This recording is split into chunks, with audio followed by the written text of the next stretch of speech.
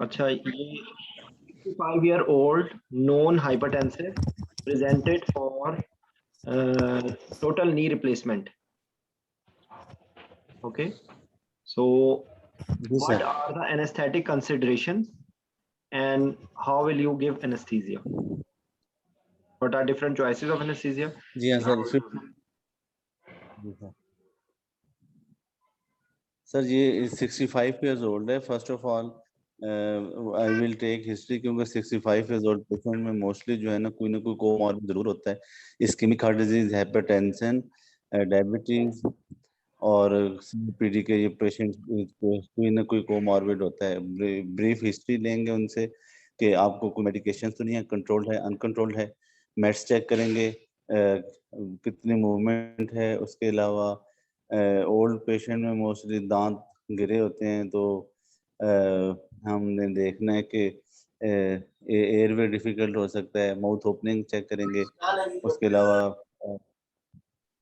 Mostly जो ये जिनकी टीकेआर होना कौन होता कौन है, से टेस्ट कराएंगे? इनमें हम सीबीसी, सीरम इलेक्ट्रोलाइट्स और चेस्ट एक्सरे, ईसीजी, और अगर ईसीजी में कोई सिग्निफिकेंट चेंजेस होंगे तो उसके बाद हम इसका एको भी कराएंगे और ये बेसलाइन टेस्ट करवाएंगे। अच्छा, इसमें क्या क्या प्रॉब्लम्स होती हैं हाइपरटेंसिव पेशेंट में? एनेस्थीसिया के लिए क्या चैलेंज होता है? सबसे पहले एनेस्थीसिया के लिए एक तो कंट्रोल्ड है, अनकंट्रोल्ड है, मेडिकेशंस कौन सी हैं, उसके साइड इफेक्ट्स, अगर कोई डाययूरेटिक्स ले रहे हैं, बीटा ब्लॉकर ले रहे हैं, अगर अनकंट्रोल्ड एस है तो इनहिबिटर। क्या प्रॉब्लम होगी? अगर अनकंट्रोल्ड है तो उसमें रिदमियाज होने के चांसेस हैं, हाइपोटेंशन होने के चांसेस हैं। और डैमेज होगा जिसमें सेरिब्रल, कार्डिक, रीनल और कंजस्टिव हार्ट फेलियर हो सकता है, और एंड ऑर्गन डैमेज हो सकता है उसमें, अच्छा, अनकंट्रोल होगा तो। अनकंट्रोल्ड के अंदर एनेस्थीसिया के कौन से स्पेशल स्टेप्स होते हैं जिनमें ज्यादा प्रॉब्लम होती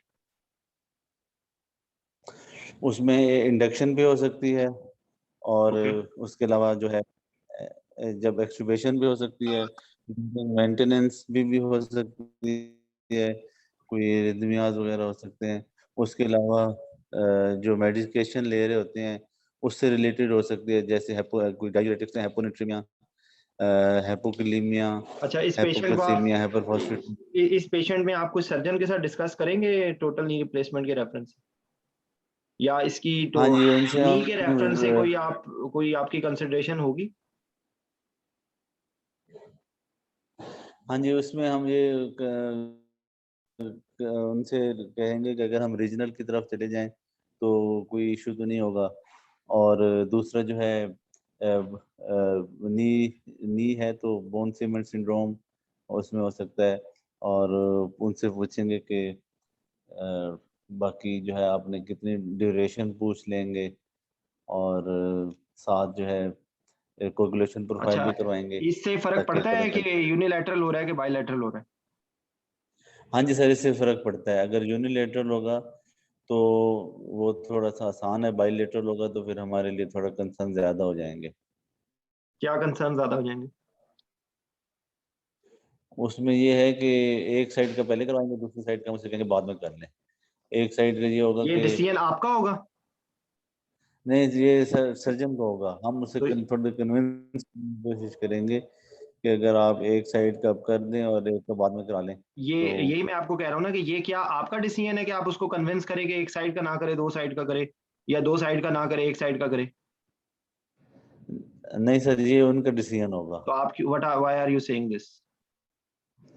नहीं सर, ये मैंने गलत कहा। अच्छा, दूसरी बात ये है कि किन कंडीशंस में नी रिप्लेसमेंट की जाती है? एक तो ऑस्टियोआर्थराइटिस हो और प्रोलॉन्ग हिस्ट्री हो सो जिसमें स्वेलिंग हो। ऑस्टियोआर्थराइटिस से रिलेशन में कोई बात है? आस्टर से नी जॉइंट मूवमेंट्स चेक करेंगे, स्मॉल उसमें मेडिकेशन। आपके सिग्नल्स गायब हो गए। अच्छा, देखें कौन ये कौन से ले रहे हैं और इन्फ्लेमेशन चेक करेंगे। ये नेक स्टिफनेस और सर्वाइकल मोबिलिटी लिमिटेड होगी। अच्छा, तो आपने आपने इसके जो कंसर्न्स के अंदर आप इसको आपने क्या प्लान किया? आप इसको जीए देंगे या स्पाइनल देंगे या एपिड्यूरल करेंगे या ब्लॉक लगाएंगे, क्या करेंगे?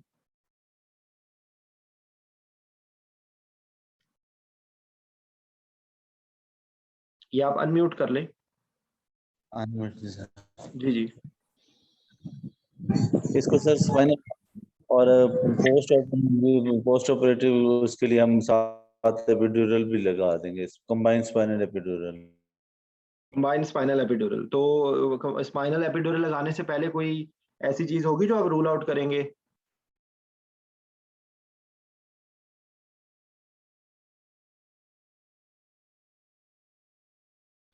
अच्छा, आपके ना सिग्नल्स का मसला है। मैं अब इस क्वेश्चन का मैं पहले फीडबैक दे दूं। देखें, आपने आप लोगों को रोजाना मैं समझाता हूं, आप लोग रोजाना वही गलती कर रहे हैं, पता नहीं कब समझ आएगी बात। ये आप क्यों कह रहे हैं? ये लॉन्ग केस नहीं है। लॉन्ग केस के अंदर ये बोला जाता है I will take history, I will take history, I will take history, I will take history. ये आप क्यों ऐसी गलती दोबारा बार बार कर रहे हैं? आपको मैंने कल भी यही बताई थी, मैं आज फिर दोबारा कह रहा हूँ, गौर से सुने, गौर से सुने इस बात को। इवैल्यूएशन का लफ्ज बोले, एक इवैल्यूएशन के लफ्ज में सारी चीजें कवर हो जाती हैं। Evaluate the patient on the basis of history, examination, and investigation to rule out any microvascular and macrovascular complications related to hypertension in the form of CVA, ischemic heart disease, peripheral vascular disease, retinopathy, nephropathy. ये इस जुमले के अंदर आपका सारा आपने hypertension बता दिया, ठीक है? And the problems related to the medications patient is taking, जो उसकी वजह से इलेक्ट्रोलाइट इम्बैलेंस होता है, इंट्राऑपरेटिवली मोर प्रोनाउंस्ड हाइपोटेंशन हो सकती है। ये दवाइयों से रिलेटेड है, इलेक्ट्रोलाइट इम्बैलेंस। और if patient is taking beta blocker, you can have bradycardia. If the patient is taking AC inhibitor, patient can have exaggerated hypotensive response. If patient is taking diuretics, patient can have electrolyte imbalance. ये बातें आपने बतानी, ठीक है?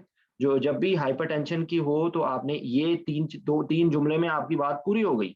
ये आपको कहानी सुनाने की जरूरत नहीं है कि मैं हिस्ट्री पूछूंगा, मैं ये करूंगा, मैं ये करूंगा, बस यहाँ पे बात खत्म हो गई।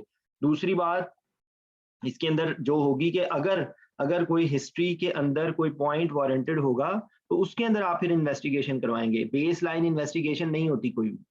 CBC to see this, ECG to see this, X ray to see this. आपने हवा में खाली तीर चला दिया, मैं एक्सरे कराऊंगा, वो आपसे पूछेगा एक्सरे में क्या, तो बजाय इसके वो आपसे पूछे आप उसको वैसे ही बता दें, ECG to see any ischaemia, any hypertension, any this one hypertrophy, any signs of any block, ठीक है? तो ये आपने ईसीजी के अंदर 3-4 बातें बोल दी, वो आपसे सवाल क्या पूछेगा उसके बाद? आप उसको खुद ही आप उसको उसके पूछे बगैर उसका जवाब दे रहे हैं। Chest X-ray to see any, because old age patient, any respiratory comorbidity is there, ठीक है? उसके बाद आपने CBC to see because there can be bleeding और baseline haemoglobin, because hypertensive patient can have ischemic heart disease or anything, any cardiac pathology. So hemoglobin should not be low because it will increase the chances of myocardial infarction, ठीक है? यानी कि myocardial oxygen demand supply ratio disturb हो सकता है intraoperative पेरीऑपरेटिव period में, तो आपने ये बात करनी, ठीक है? उसके बाद आपने सर्जन से जो डिस्कस करनी है बातें, या इसकी जो पैथोलॉजी से रिलेटेड है, इस पेशेंट को देखना है कि उसका नी रिप्लेसमेंट क्यों हो रही है। उसको ऑस्टियोआर्थराइटिस है, उसको रूमेटॉइड आर्थराइटिस है, उसको कोई और फॉर्म ऑफ आर्थराइटिस है। सिर्फ एक जुमले में आपने बता देना कि what is the reason for knee replacement. Most probably it is osteoarthritis, but just to rule out any other, कोई और उसको हो सकता है कि उसको कोई ऑटोइम्यून डिजीज, तो ये आपके दिमाग में आ जानी चाहिए ना बात। अगर ऑटोइम्यून डिजीज होगी तो साथ उसके इम्यूनोसप्रेसेंट्स की बात आ जाएगी, तो वो आपके दिमाग में ये बात होगी तो आप वहां पे बोलेंगे ना। And osteoporosis related to the steroids and NSAIDs की वजह से जो जीआई ब्लीडिंग और रेटिनो जो नेफ्रोपैथी, ये आपने बात बतानी है। अगर एक पेशेंट का क्रॉनिक उसको ऑस्टियोआर्थराइटिस है, वो क्रॉनिक ले रहा है जो ट्रीटमेंट, तो उसकी वजह से उसको एनीमिया भी हो सकता है, ब्लीडिंग हो सकती है, नेफ्रोपैथी हो सकती है। तो ये इस आंसर के अंदर थोड़ी सी इंप्रूवमेंट है, ठीक है। दूसरी, आपने किस बेस पे आपने डिसाइड करना है कि उसको आपने जो है वो जीए देना है या स्पाइनल देना है या एपिड्यूरल देना है, वो भी आपके सर्जन से डिस्कशन के साथ होगा। ये आप बोल रहे हैं कि मैं उसको बताऊंगा कि तुम एक ना करो, दो कर लो, दो ना करो, एक कर लो, it's none of our business, ठीक है, ये हमारा कंसर्न नहीं है। तो अब जनरली ये होता है कि आपने अर्ली मोबिलिटी होती है ताकि लेस, बिकॉज ओल्ड एज के अंदर ज़्यादा चांसेस होते हैं एम्बोलिज्म के। तो एम्बोलिज्म के चांस की वजह से उसके अंदर आप कोशिश ऐसी टेक्निक आपको यूज़ करनी होती है कि जिसके अंदर आपका जो है वो अर्ली मोबिलिटी हो। अगर आप बायलैटरल करवा रहे हैं तो आप बायलैटरल के अंदर रीजनल ब्लॉक लगाना तो आपके लिए बहुत मुश्किल होगा ना, क्योंकि आपको बहुत ज़्यादा वॉल्यूम देना पड़ेगा। तो वो that will not be a good choice, ठीक है। तो इसलिए आपको इस combined spinal epidural will be a good choice कि स्टार्ट आपने कर दिया और उसके बाद आप एपिड्यूरल पे आप उसको मेंटेन कर रहे हैं। लेकिन साथ ये है कि अगर आपने उसको अगर वो उसकी अर्ली मोबिलिटी चाहते हैं तो फिर एडक्टर कनाल ब्लॉक लगाएंगे, उसको आप जीए दें और आप उसको एडक्टर कनाल ब्लॉक लगाएं, या आप उसको स्पाइनल लगाएं। अगर वो एपिड्यूरल नहीं सर्जन चाहता तो आप एडक्टर कनाल ब्लॉक बायलैटरल लगा दें और कैथेटर डाल दें। वो उसको अर्ली मोबिलिटी होगी क्योंकि उसके अंदर मोटर स्पेयरिंग होगी, ठीक है। ये आपका आंसर में जब आपने चॉइस बताना है तो आपने, और GA is not a first choice for old age patient because more chances of delirium, polypharmacy, difficult intubation, edentulous, difficult mask ventilation, altered pharmacological response, presence of nephropathy or presence of altered like pharmacokinetic and pharmacodynamic effects, ठीक है। तो आपने जो भी, अगर आप जीए बता रहे हैं तो आपको इन बातों का पता होना चाहिए। अगर आप स्पाइनल लगा रहे हैं तो आपने आपने ये बात का जिक्र भी नहीं किया है कि इस पेशेंट में आपने कोएगुलेशन प्रोफाइल को आपने देखना है, ठीक है। और अगर बायलैटरल करेगा तो बायलैटरल के अंदर आपको ये होगा कि ज़्यादा होगा, प्रोलॉन्ग सर्जरी होगी, ठीक है। और उसके अंदर ज़्यादा जो है जितनी ज़्यादा प्रोलॉन्ग सर्जरी होगी उतनी ज़्यादा मॉर्बिडिटी होने के चांसेस होंगे, ठीक है। तो ये इसके अंदर पॉइंट्स थे, समझ आ गई बात? जी सर, बिल्कुल आ गई सर। ठीक है। आप हिस्ट्री लेने पे इतने क्यों बस इधर, आप मुझे सिर्फ इस बात का जवाब दे दें। 3 मिनट के अंदर आपने काम की बात नहीं बताई, आपने डिजीज रिलेटेड कोई बात नहीं बताई कि भाई हाइपरटेंशन पेशेंट है तो इसके अंदर सीवीए हो सकता है, इसके अंदर इस्केमिक हार्ट डिजीज हो सकती है, पेरिफेरल वास्कुलर डिजीज हो सकती है, इसके अंदर इंट्राऑपरेटिवली जो है वो कार्डियोवास्कुलर मॉर्बिडिटी होने के ज़्यादा चांसेस होंगे, और ऑटोनॉमिक न्यूरोपैथी होती है। अगर ये पेशेंट्स अनकंट्रोल्ड होंगे तो इनके अंदर sudden swings of blood pressure होंगे। लेरिंगोस्कोपी की वजह से सडन उसके अंदर बहुत एग्जेजरेटेड रिस्पॉन्स आएगा, और उसके अंदर जो आपका जो सेरिब्रल ऑटो रेगुलेशन कर्व है वो राइट पे शिफ्ट हो जाएगा। तो patient will be prone for problems, ठीक है। तो ये करना है, ये आपने, फिर मैं कल वाली बात में, बहुत आसान है ये, इसको अगर आप समझ लें तो बहुत आसान है। आपने ओल्ड एज रिलेटेड बात बता दी, एज यानी कि एज रिलेटेड बात बता दी या पर्सन रिलेटेड बता दी, एक बात हो गई। दूसरी आपकी हाइपरटेंशन हो गई। तो हाइपरटेंशन के अंदर 2 ही 3 चीजें हैं, severity, microvascular macrovascular complication, and organ damage, and the treatment patient history. बस यहाँ पे खत्म हो गई बात। अगले पे आ गए नी रिप्लेसमेंट। नी रिप्लेसमेंट के अंदर रीजन हो गई, जो ट्रीटमेंट ले रहा है वो बात हो गई। और अब आपने सर्जिकल कंडक्ट उससे पूछ लेना कि भाई वो बोन सीमेंट यूज कर रहा है या नहीं कर रहा, वो एक साइड का कर रहा है या नहीं कर रहा। ये आपका काम नहीं है कि मैं उससे कहूंगा कि एक कर लो, दो, ये it's none of your business, ठीक है। अच्छा, अगला अगला क्वेश्चन कौन जवाब देगा? राशिद, आप देना चाहते हो? को एक बंदा ना प्लीज हैंड रेज कर दिया करे ताकि टाइम ना जाया हो, ताकि मुझे पता हो कि मैंने अगला सवाल किससे पूछना है। जी सर। जी राशिद, जी सर। आपसे आपसे सवाल है जो लतीफ ने भेजा था कि एक पेशेंट है जिसको सीएलडी का पेशेंट है, उसका ऑब्स्ट्रक्टिव उसको इन्वाइनल हर्निया हो गया है, ठीक है, ऑब्स्ट्रक्ट कर गया है वो। तो that patient is for you, वो आप उसको कैसे, like what will you do? आपकी इनिशियल क्या होगी इवैल्यूएशन, और आप कैसे उसको प्रोसीड करेंगे?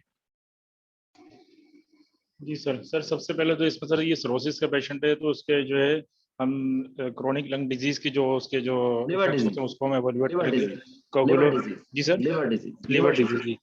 जी। ठीक। जी सर, क्रोनिक लिवर डिजीज की जो उसके जो इफेक्ट्स होते हैं वो देखेंगे। कोगुलोपैथी तो नहीं है इसको सर, और डीकम्पनसेशन में तो नहीं जा रहा सर, एसाइटिस तो नहीं डेवलप कर रहा है ये, और पल्मोनरी पेरिफेरल एडिमा वगैरह तो नहीं डेवलप कर रहा है। मतलब लीवर से जो रिलेटेड चीजें हैं उसको हम अच्छी तरह असेस करेंगे। उसमें कोई कोगुलोपैथी भी आ कोई गई सर, कोई और कोई बेस डीकम्पनसेशन होती के है, साइंस भी आ गए। कोई जी स्केल सर। या कोई स्कोर होता है जिसकी बेस पे आप उसको सिवियरिटी को असेस करते हैं? सर वो होता है ना चाइल्ड चाइल्ड बुक्स इसको। उसमें क्या क्या पैरामीटर्स यूज किए जाते हैं? पैरामीटर्स सर अब याद नहीं है वो। अच्छा, उसके बाद आप ने उसको कर लिया, अब आप उसको कोई ऑप्टिमाइजेशन की जरूरत होगी, आप क्या करेंगे, अगला स्टेप क्या करेंगे? सर अगर उसमें कोगुलोपैथी आ रही है उसमें, तो हम उसको पहले ट्रीट करेंगे। उसको हम कोशिश करेंगे, उसके लिए हम प्रिपेयर करें अपने आप को। अगर ये आप उसमें ये हमें आप खुद से प्लेटलेट्स की जरूरत। ये आप खुद से डिसाइड करेंगे या किसी से बात करेंगे आप? ऑब्स्ट्रक्टिव इन्ग्वाइनल हर्निया है। जी सर। ऑब्स्ट्रक्टिव इन्ग्वाइनल हर्निया का क्या सिक्वेल हो सकता है? सर वैसे तो ये इमरजेंसी प्रोसीजर है सर, ऑब्स्ट्रक्टेड इन्वायरल हर्निया है हम्म तो इसको हम 4 to 6 आवर्स सर हम इसमें ले सकते हैं रिससिटेट करने के लिए, लेकिन हम ज्यादा डिले नहीं करेंगे इसको। 4 to 6 आवर्स में तो उसको इनकैप्सुलेटेड गैंग्रीन हो जाएगी। और क्या ये आप खुद डिसाइड करेंगे या किसी और से आप डिस्कस करेंगे? तो सर्जन से डिस्कस करेंगे। सर्जन के साथ डिस्कस करेंगे, ठीक है। सर्जन से डिस्कस करेंगे, अर्जेंसी सर्जिकल अर्जेंसी के बारे में डिस्कस करेंगे। ओके। और क्या क्या चीजें आप एक सीएलडी के पेशेंट में आप इमरजेंसी सिचुएशन में इमीडिएटली आप कैसे उसको इवेलुएट करके कैसे आप उसको कोई कोई कर सकते हैं आप इमीडिएट उसकी optimisation? Sir obstructed hernia sir, इस पेशेंट जो है डिहाइड्रेटेड भी हो सकता है। इसको हम फ्लूइड रिससिटेट करेंगे। अच्छा, क्या फ्लूइड, और कौन सा इसके फ्लूइड फिर देंगे? Sir fluid resuscitation sir Ringer lactate को प्रेफर करेंगे। Ringer lactate. अच्छा, और कितना देंगे? सर इसमें हम देखेंगे इसके साइंस ऑफ सेप्सिस तो नहीं है, सेप्सिस में तो नहीं जा रहा है पेशेंट। ओके, अगर वेरी गुड। सेप्सिस में होगा तो 30 ml पर केजी के हिसाब से उसको फ्लूइड रिससिटेट करेंगे। अच्छा, 30 ml पर केजी। ये पेशेंट क्या ओवरलोड में जाने के चांसेस होते हैं इन पेशेंट्स में? जी सर, सीएलडी का पेशेंट है सर, ओवरलोड नहीं जा सकता। तो आप उसको 30 ml पर केजी का बोलस दे देंगे। इसके अलावा कोई और करेक्शन कर सकते हैं आप? एक आपने बता दिया कि इंटेस्टाइनल ऑब्स्ट्रक्शन हो सकती है, तो आपने डिहाइड्रेटेड हो सकता है, एक बात हो गई। और सर कोई चीज? इलेक्ट्रोलाइट इम्बैलेंस हो सकता है, इसमें इलेक्ट्रोलाइट इम्बैलेंस हो सकते हैं। कौन सा इलेक्ट्रोलाइट इम्बैलेंस होता है?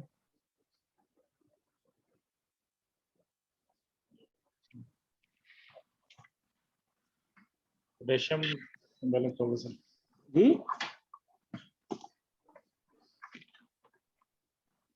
अच्छा। आप इस पेशेंट के अंदर जो है वो मॉनिटरिंग क्या करेंगे? सर मॉनिटरिंग इसमें स्टैंडर्ड टू मॉनिटरिंग, और इसके अलावा इन्वेसिव ब्लड प्रेशर मॉनिटरिंग और यूरिन आउटपुट मॉनिटरिंग। ओके, और सीवीपी डालेंगे?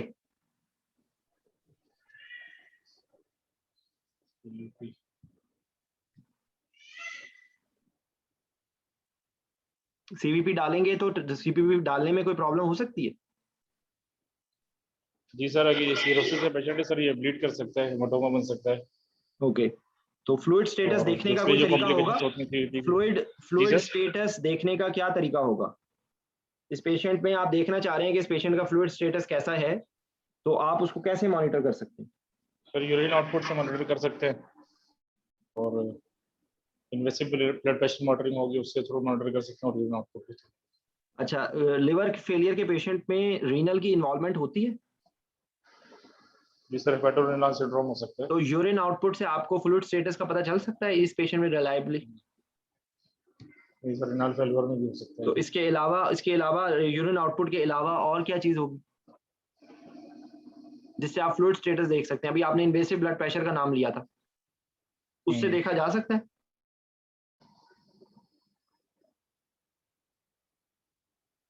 इन्वेसिव ब्लड प्रेशर मॉनिटरिंग से क्या फ्लूइड स्टेटस को देखा जा सकता है? ओके, इस पेशेंट को आप एनेस्थीसिया कैसे देंगे? जनरल एनेस्थीसिया देंगे, स्पाइनल लगाएंगे, क्या करेंगे? सर जनरल एनेस्थीसिया को प्रेफर करेंगे इसमें। स्पाइनल या एपिड्यूरल में नहीं करवाया जा सकता? सर कोगुलोपैथी हो सकती है ना सर, इसकी वजह से फिर एपिड्यूरल में रिस्की हो सकता है ये पेशेंट। और Okay. ऑब्स्ट्रक्टेड पेशेंट अच्छा, इंटेस्टाइनल इसको ऑब्स्ट्रक्शन है। इंडक्शन कैसे करेंगे? सर रैपिड सीक्वेंस इंडक्शन करेंगे इसमें। हम्म। और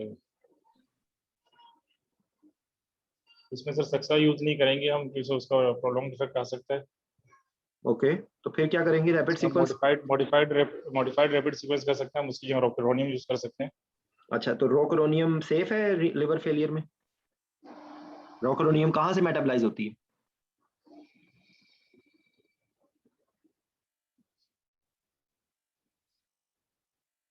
रोकरोनियम जब देते हैं तो उसके साथ कोई और प्रॉब्लम्स हो सकती हैं रोकरोनियम से?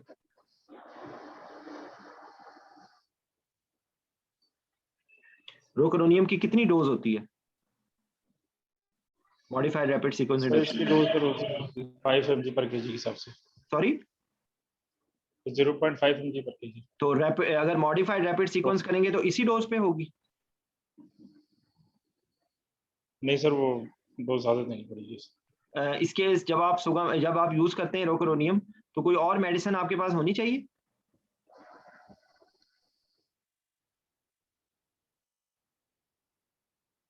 क्या इस पेशेंट के अंदर डिफिकल्ट इंट्यूबेशन हो सकती है because of the like anything related to, इसमें क्या एस्पिरेशन का रिस्क है? जी sir, obstructed patient of intestinal obstruction तो रिस्क ऑफ एस्पिरेशन चांसेस ज्यादा हैं इसमें। क्या आप इसको एसिड प्रोफिलैक्सिस देंगे? जी सर, ऐसे आपने दिया है? आपने दिया है? आपने जिक्र किया इंडक्शन से पहले? ये पेशेंट पोस्ट ऑपरेटिवली इसको कुछ स्पेशल केयर की जरूरत होगी?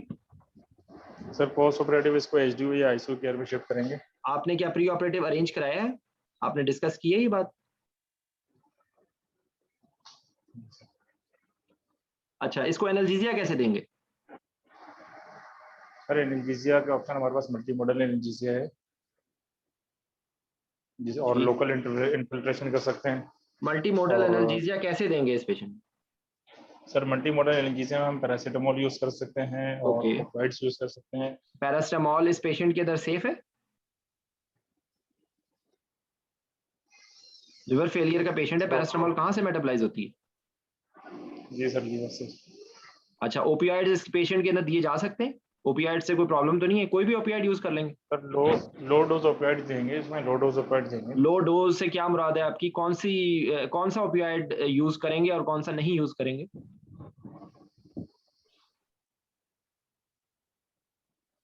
सर शॉर्ट एक्टिंग ऑपियोइड्स यूज कर सकते हैं हम, फैंटानिल, सल्फेंटानिल, रोमिफेंटानिल वगैरह। सबसे बेस्ट चॉइस कौन सी है? सबसे बेस्ट अगर ओपियाइड पूछा जाए इंट्रा ऑपरेटिव एनाल्जेसिया के लिए, तो सबसे बेस्ट ओपियाइड कौन सा है? रेमिफेंटानिल। क्यों? सर शॉर्ट एक्टिंग है। शॉर्ट एक्टिंग है तो फैंटानिल भी शॉर्ट एक्टिंग है और रेमिफेंटानिल भी शॉर्ट एक्टिंग है। क्या और रीजन कोई होती है?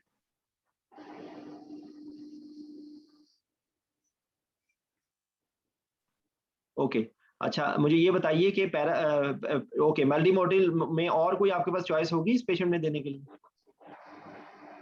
सर एनसेड यूज कर सकते हैं। एनसेड्स। एनसेड्स देंगे आप इस पेशेंट में?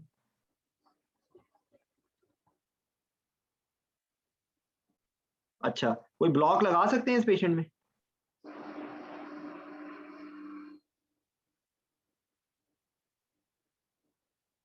Regional block. अच्छा, इसके अंदर क्या सर्जिकल आपने सर्जन के साथ को डिस्कस करेंगे कि किस टेक्निक से वो करेंगे ये ऑपरेशन? सर टेक्निक से मतलब? जी, सर टेक्निक से क्या मतलब, समझा नहीं। क्या ये ऑपरेशन लैप्रोस्कोपिक हो सकता है?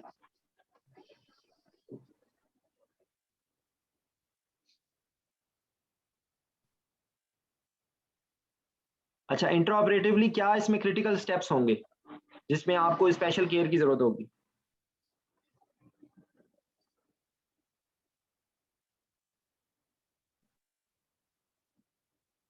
अच्छा, इंडक्शन से पहले इस पेशेंट को आप एनजी ट्यूब डालेंगे? जी सर, जी पास करेंगे तो स्टमक को डिफ्लेट करेंगे। अच्छा, एनजी पास करने में इसमें कोई प्रॉब्लम हो सकती है? कोई चीज आपको केयर करनी चाहिए बिफोर पासिंग एनजी? सर इनकी पास करने में सर ब्लीडिंग हो सकती है, अच्छा, ट्रॉमा हो सकता है, नहीं इसमें कोई नेजल लिवर ट्रॉमा हो फेलियर सकता में है, कोई खास रीजन होती है? सर हेमेटोमेसिस हो सकता है, इसको जो एसोफेजियल वेसिस जो होती हैं वो रप्चर हो सकती हैं। अच्छा, तो ये आपने चीजों को पहले रूल आउट करना है, ठीक है। और दूसरी बात ये कि एसाइटिस होती है इन पेशेंट में, तो एसाइटिस की वजह से कोई एनेस्थीसिया को प्रॉब्लम होती है?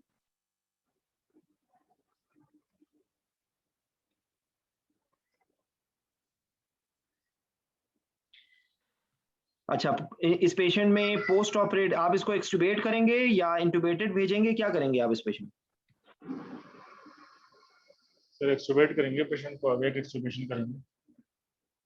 अच्छा, हर कौन सी कोई प्रॉब्लम्स हो सकती हैं जिसकी वजह से एक्सटुबेशन ना करनी चाहिए या डिले हो जाए एक्सटुबेशन?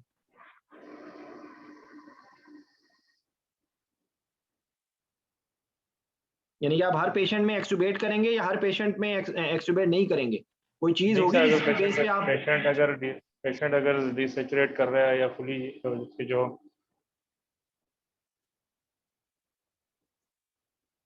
अगर अच्छा, कोई डिसैचुरेशन के साइन है तो उसको एक्सटुबेट नहीं करेंगे सर। आप एक्सटुबेशन वैसे किस किस क्राइटेरिया पे आप एक्सटुबेशन वैसे नॉर्मली हम करते हैं?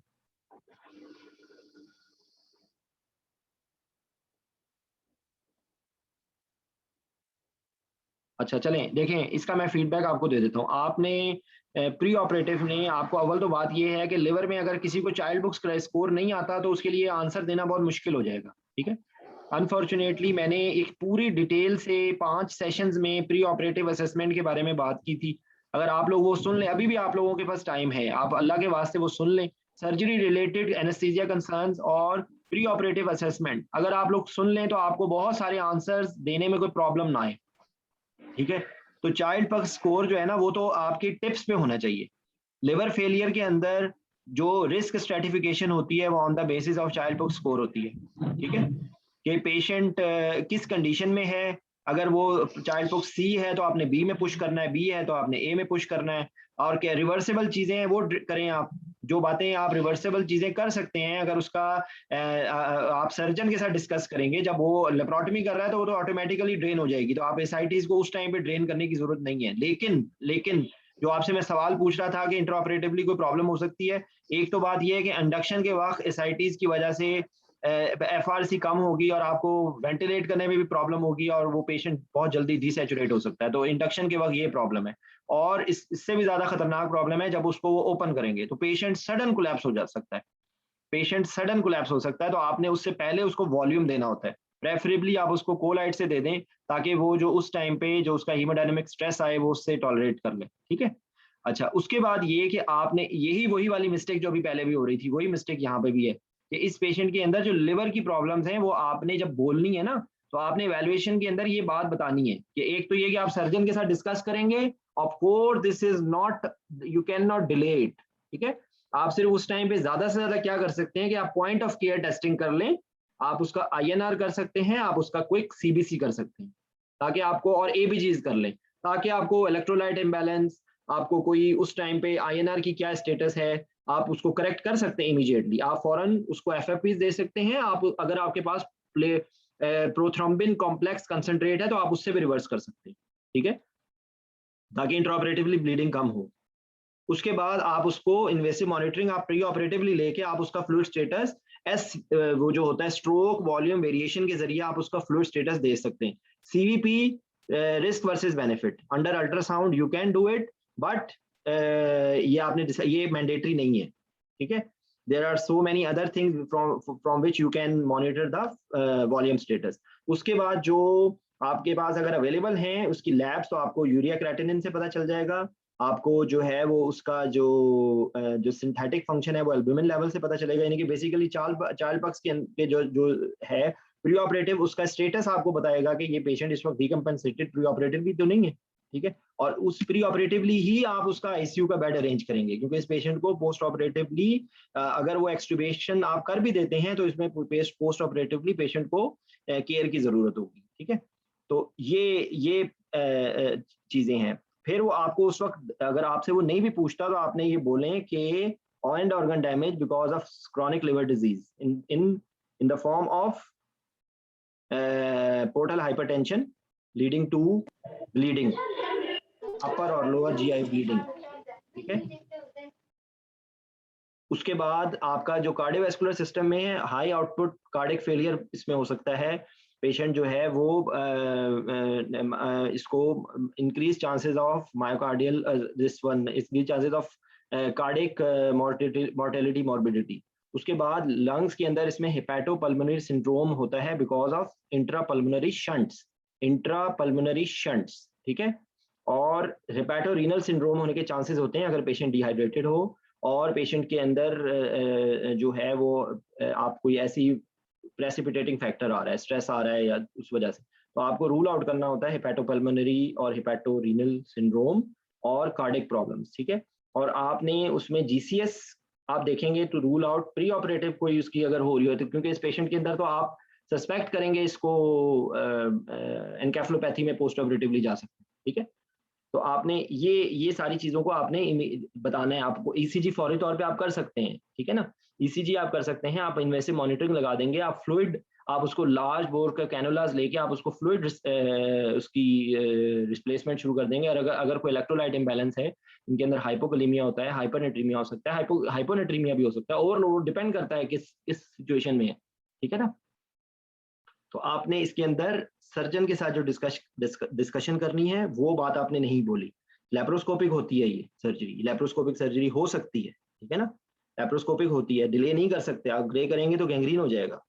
आपको मैंने बताया कि एबीजीज आप करके देखेंगे, उसका स्टेटस देखेंगे, ठीक है। और जो इंडक्शन के से पहले आपने उसको एसिड प्रोफाइलैक्सिस देना है, आप उसमें रैपिड सीक्वेंस इंडक्शन बोलें क्योंकि इसके अंदर ज्यादा बेहतर चॉइस होगी। रॉकरोनियम के साथ आपको जब भी बोलें तो आप बोलें कि if it is available sugammadex then we can use high dose of like intubating dose of rocuronium, that is 1.2 milligram per kg, but ideally you should have sugamedex because in case there is prolonged effect of rocuronium or failed intubation, so you should have sugamedex, ठीक है। सक्सामेथोनियम की इतनी ज्यादा कोई contraindication नहीं है, आप liver failure में दे सकते हैं। प्रोलॉन्ग इफेक्ट तो रोकरोनियम का भी हो सकता है, ठीक है। तो बहरहाल ये कि वो रैपिड सीक्वेंस इंडक्शन के रेफरेंस से आप बता सकते हैं कि either you will do rapid sequence induction और मॉडिफाइड रैपिड सीक्वेंस इंडक्शन, ठीक है। और जो सेप्सिस के बारे में आपने बात कही थी वो आपने बहुत अच्छी बात कही थी। इस पेशेंट के अंदर लिवर फेलियर में स्पॉन्टेनियस बैक्टीरियल पेरिटोनाइटिस होने के चांसेस होते हैं, ठीक है। तो इस पेशेंट के अंदर अगर आपको आप बोल सकते हैं कि अगर क्यू सोफा है तो you will start treating, you will send the culture and you will start treating on the lines of sepsis as well, ठीक है। और फ्लूइड जो है वो आपका जुडिशियस होगा, बेशक आप उसके अंदर दे सकते हैं लेकिन लिवर फेलियर के पेशेंट में आप बिल्कुल ओपन नहीं कर सकते फ्लूइड, ठीक है। तो ये है, ये सारी बातें हैं। तो मतलब लाइक है कि आप इस आंसर को थोड़ा सा ऑर्गेनाइज करें, ठीक है। और एनाल्जेसिया के, हाँ एनाल्जेसिया के रेफरेंस से ये है कि आपने देखे ना पैरास्टामोल तो नहीं देंगे ना, आप अवॉइड करेंगे, पैरास्टामोल नहीं आप दे सकते, आप एनसेड्स नहीं दे सकते, आप जो सेफ दवाइयां उनका नाम नहीं ले रहे, आप डेक्समेडिटोमेडीन आप इंट्राऑपरेटिव एनाल्जेसिया के लिए बता सकते हैं। Opioids not contraindicated but it is not advisable to give long acting, ठीक है। आप मॉर्फिन देंगे वो कम डोज में तो नहीं देंगे ना, कम डोज में तो एनाल्जेसिया ही नहीं होगा, तो आप उसके अंदर ऐसी दवाई देंगे जिसका मिनिमम लिवर का मेटाबॉलिज्म हो। तो fentanyl will be a better choice, remifentanil will be ideal, लेकिन रेमिफेंटानिल इंट्राऑपरेटिवली तो दे सकते हैं, पोस्ट ऑपरेटिवली आप नहीं दिया जा सकता। तो इसके अंदर टैप ब्लॉक आप लगा सकते हैं, ठीक है, under ultrasound guidance tap block आप लगा सकते हैं। इवन सर्जन जो है ड्यूरिंग लैप्रोस्कोपिक सर्जरी जब वो रिवर्स जब वो पोर्ट निकाल रहे होते हैं उस टाइम पे वो अंडर विजन लगा सकते हैं, ठीक है। तो ये एक ऑप्शन होती है, टैप ब्लॉक आप लगा सकते हैं। उसके अंदर आप रिड्यूस डोज करेंगे क्योंकि ब्यूपिकेन का मेटाबॉलिज्म जो है वो लिवर से होता है, तो आप उसके अंदर लो कंसंट्रेशन करके आप उसको और रिलीफ दे सकते हैं। और अगर लैप्रोस्कोपिक हो रहा है तो आपको वैसे लोकल इन्फिल्ट्रेशन से भी आपको इफेक्ट मिल जाएगा, ठीक है, तो पैरास्टामोल और NSAID are if used with caution. ठीक है, अगर आप पैरास्टामोल देंगे तो आप देखेंगे कि ये पेशेंट को लिवर जो है वो उसकी टॉक्सिसिटी हो सकती है। तो अगर देना भी है तो उसको लो डोज में देना है, बिल्कुल ओपन नहीं आप दे सकते। ठीक है, अच्छा सर मेरे 2-3 सवाल हैं इसमें। सर रोक्रोनियम तो लिवर से क्रिएट नहीं होता, लिवर से रोक्रोनियम यूज मेटाबोलाइज करेंगे हम? नहीं, देखिए मेरी बात सुने, इसीलिए तो मैं कह रहा हूँ ना कि रोक्रोनियम इस लिवर फेलियर के अंदर इतनी आइडियल चॉइस नहीं है। इसलिए अगर आप बोल रहे हैं तो आप बताएं कि भाई सुगामेटेक्स हो तो रोक्रोनियम दे सकते हैं। ठीक है, क्योंकि वो उसको रिवर्स कर देती है, उसमें मेटाबोलाइज का चक्कर ही नहीं है ना, वो उसको रिवर एनगल्फ कर लेता है, एनगल्फ करके वो इनएक्टिव मेटाबोलाइज इनएक्टिव उसको करके और उसको किडनी से एक्सक्रीट हो जाता है। ठीक है, और सर दूसरा के एज एसाइटिस और लिवर है तो लेप्रोस्कोपी तो हम अवॉइड करनी चाहिए। क्यों? मेरा तो ये कॉन्सेप्ट था। क्यों? सर ये एसाइटिस है और यानी कि साइटिस का इससे क्या ताल्लुक है? देखिए सर्जिकल टेक्निक का डिसीजन आपका नहीं है, सर्जिकल टेक्निक का डिसीजन आपका नहीं है, सर्जिकल टेक्निक का डिसीजन सर्जन का है। ठीक है, प्रॉब्लम तो इसके अंदर अगर आप लेप्रोस्कोपिक करेंगे तो उसकी इंसिजन छोटी होगी, अगर ओपन करेंगे तो उसमें इंसिजन बड़ी होगी। ठीक है, लेप्रोस्कोपिक ठीक है सर्जरी सर।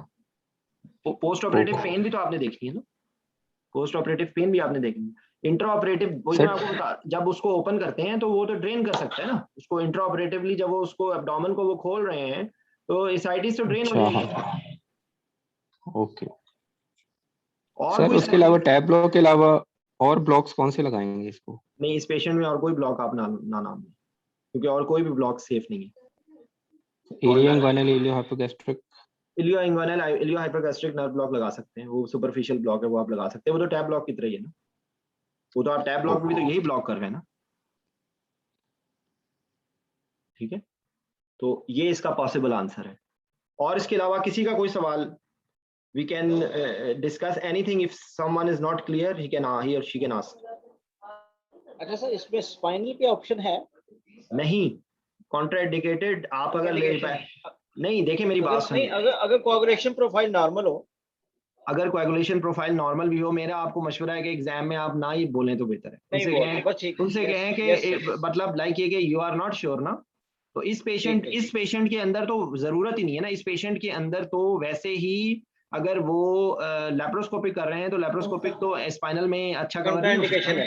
कंट्राइंडिकेशन मतलब आप ये बोले, ये कॉन्ट्राइंडिकेशन का लफ्ज अगर आप ना भी बोले ना तो आप इसलिए बोले it is like there can be some problems. इसके अंदर देखिए ना, स्पॉन्टेनियस बैक्टीरियल पेरिटोनाइटिस भी हो सकता है, आप सेप्सिस भी समझ रहे हैं तो आप साथ उसको स्पाइनल वो आगे मेनिंजाइटिस हो सकता है, मेनिंजाइटिस भी आपके लिए डिफेंड करना मुश्किल हो जाएगा, बिल्कुल ठीक। ठीक है, आप उनसे ये कहें कि ये जो इसके अंदर diplomatic answer, risk versus benefit.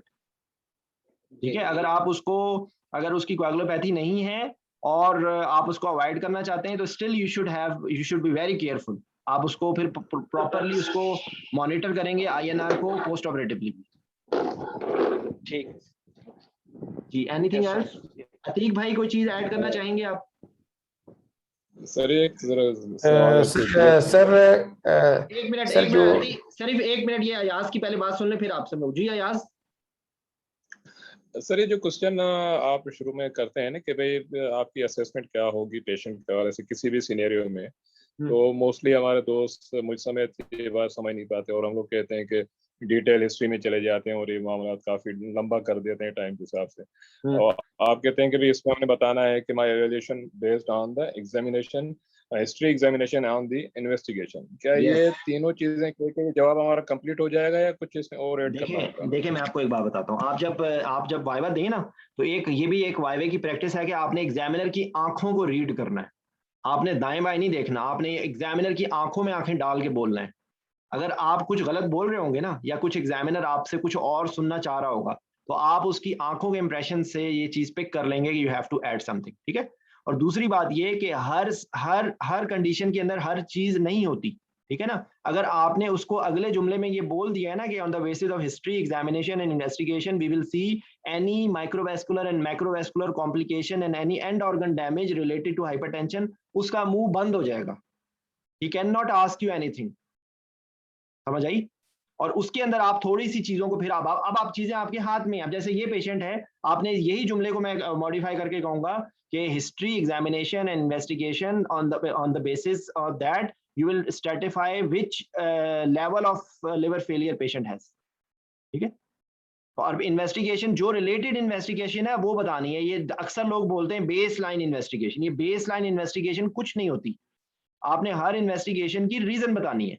आपसे वो काउंटर क्वेश्चन पूछ सकता है कि भाई क्या चीज हो सकती है, तो आप उसमें बता देंगे कि भाई जो है वो उसके अंदर जो अगर लिवर के रेफरेंस से हम बात करें तो लिवर के रेफरेंस से ब्लीडिंग की हिस्ट्री हो सकती है, ये एक डिकम्पेंसेशन होती है ना, एसाइटिस है, आपको नजर आ रही है कि एसाइटिस है, एसाइटिस की प्रॉब्लम है, उसके बाद जॉइंडस है, ठीक है? ये हो गए ना हिस्ट्री एग्जामिनेशन, समझ आई? बजाय इसके ये कि आई विल टेक हिस्ट्री, ये बिल्कुल आपको तबाही की तरफ ले जाएगा। आप हिस्ट्री के अंदर आपको जो बोलना है वो आपके दिमाग में आएगा ही नहीं, ठीक है? यू अंडरस्टैंड, ठीक है ना? तो उसके बाद आप इन्वेस्टिगेशन बता सकते हैं। इस इन्वेस्टिगेशन में आपने जब ये जुमला बोल दिया है माइक्रोवैस्कुलर हाइपरटेंशन के लिए, तो अब आपके लिए मसला आसान हो गया। अगर उसको कोई ट्रांजिएंट इस्कीमिक अटैक की एक्टिविटी है तो आप उसका जो है वो न्यूरोलॉजिकल उसका असेसमेंट करेंगे। अगर उसको मायोकार्डियल कोई प्रॉब्लम है तो आप उसकी ईसीजी, एको और चेस्ट एक्सरे से आपको पता चल जाएगा। अगर उसकी कोई रिस्पिरेटरी इन्वॉल्वमेंट है, जैसे लिवर के अंदर रिस्पिरेटरी इन्वॉल्वमेंट है, तो आप एक्सरे बोलेंगे। एक्सरे से आपको पता लग जाएगा कि कोई रिएक्शनली उसको प्लूरल एफ्यूजन तो नहीं हुई, उसको कोई जो है आपको कोई इन्फेक्शन तो नहीं नजर आ रहा, उसके अंदर शंट्स बने हुए हैं, कोई न्यूमोनिक पेस्ट तो नहीं बना हुआ, ठीक है? एटिलेक्टेसिस हो सकता है, लंग कोलैप्स हो सकता है एसाइटिस के अंदर, तो ये आपको पता चल जाएगी बात। ईसीजी है तो आप ईसीजी में आपको पहले से पेपर आउट है, आप पहले से करें ECG to see any arrhythmias, ECG to see any ischaemia infection, ECG to see any block, ECG to see any electrolyte imbalance effect, खत्म बात।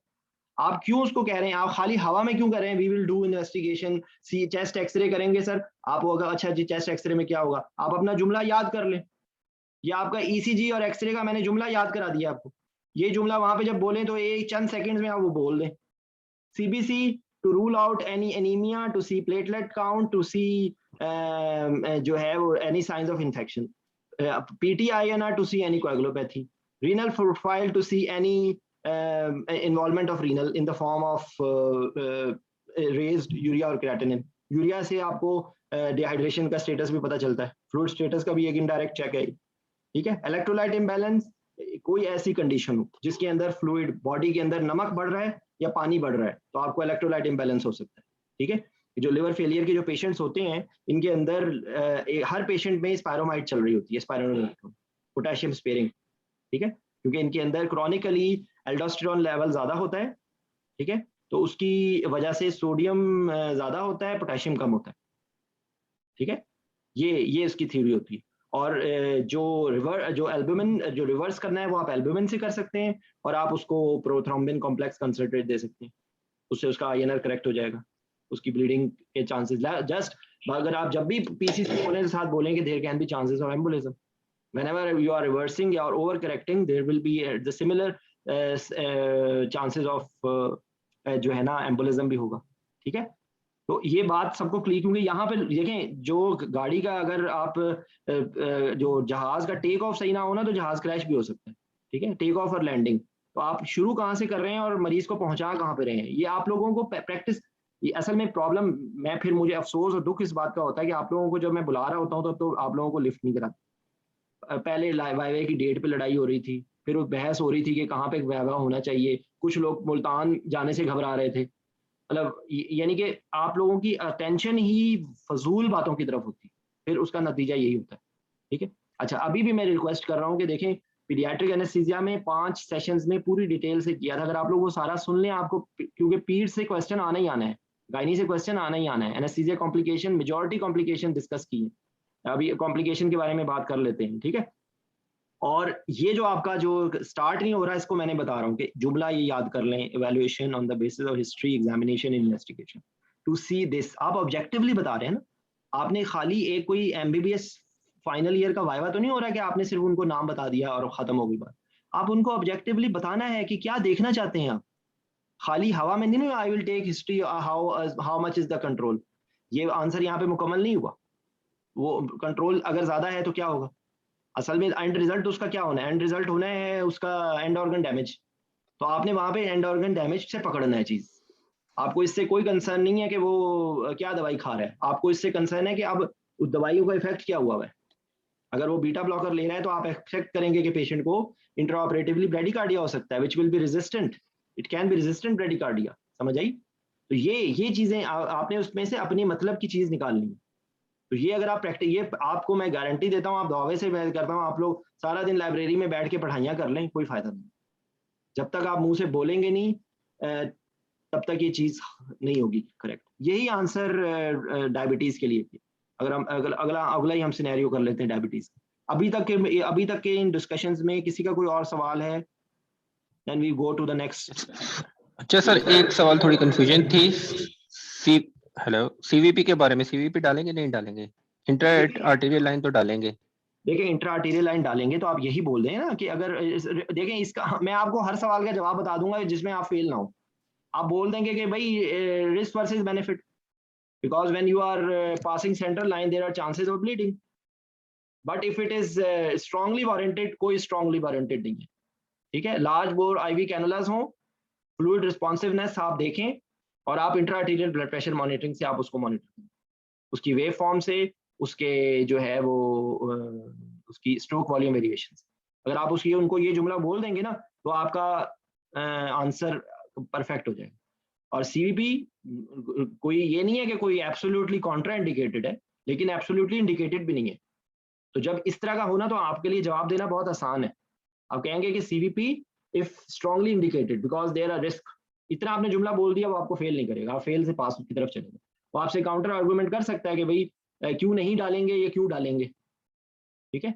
डालने को डिफेंड करना ज्यादा मुश्किल होगा, ना डालने को आप ये कह सकते हैं कि if we have large bore IV cannulas and we have arterial monitoring, we can see the fluid status as well. So CVP, we can avoid CVP. ये इस तरह का जुमला बोल दिया, आप मुझे बताइए कि आपका आंसर भी हो गया और उनको भी आपने सेटिस्फाई कर दिया, ठीक है। Anything else?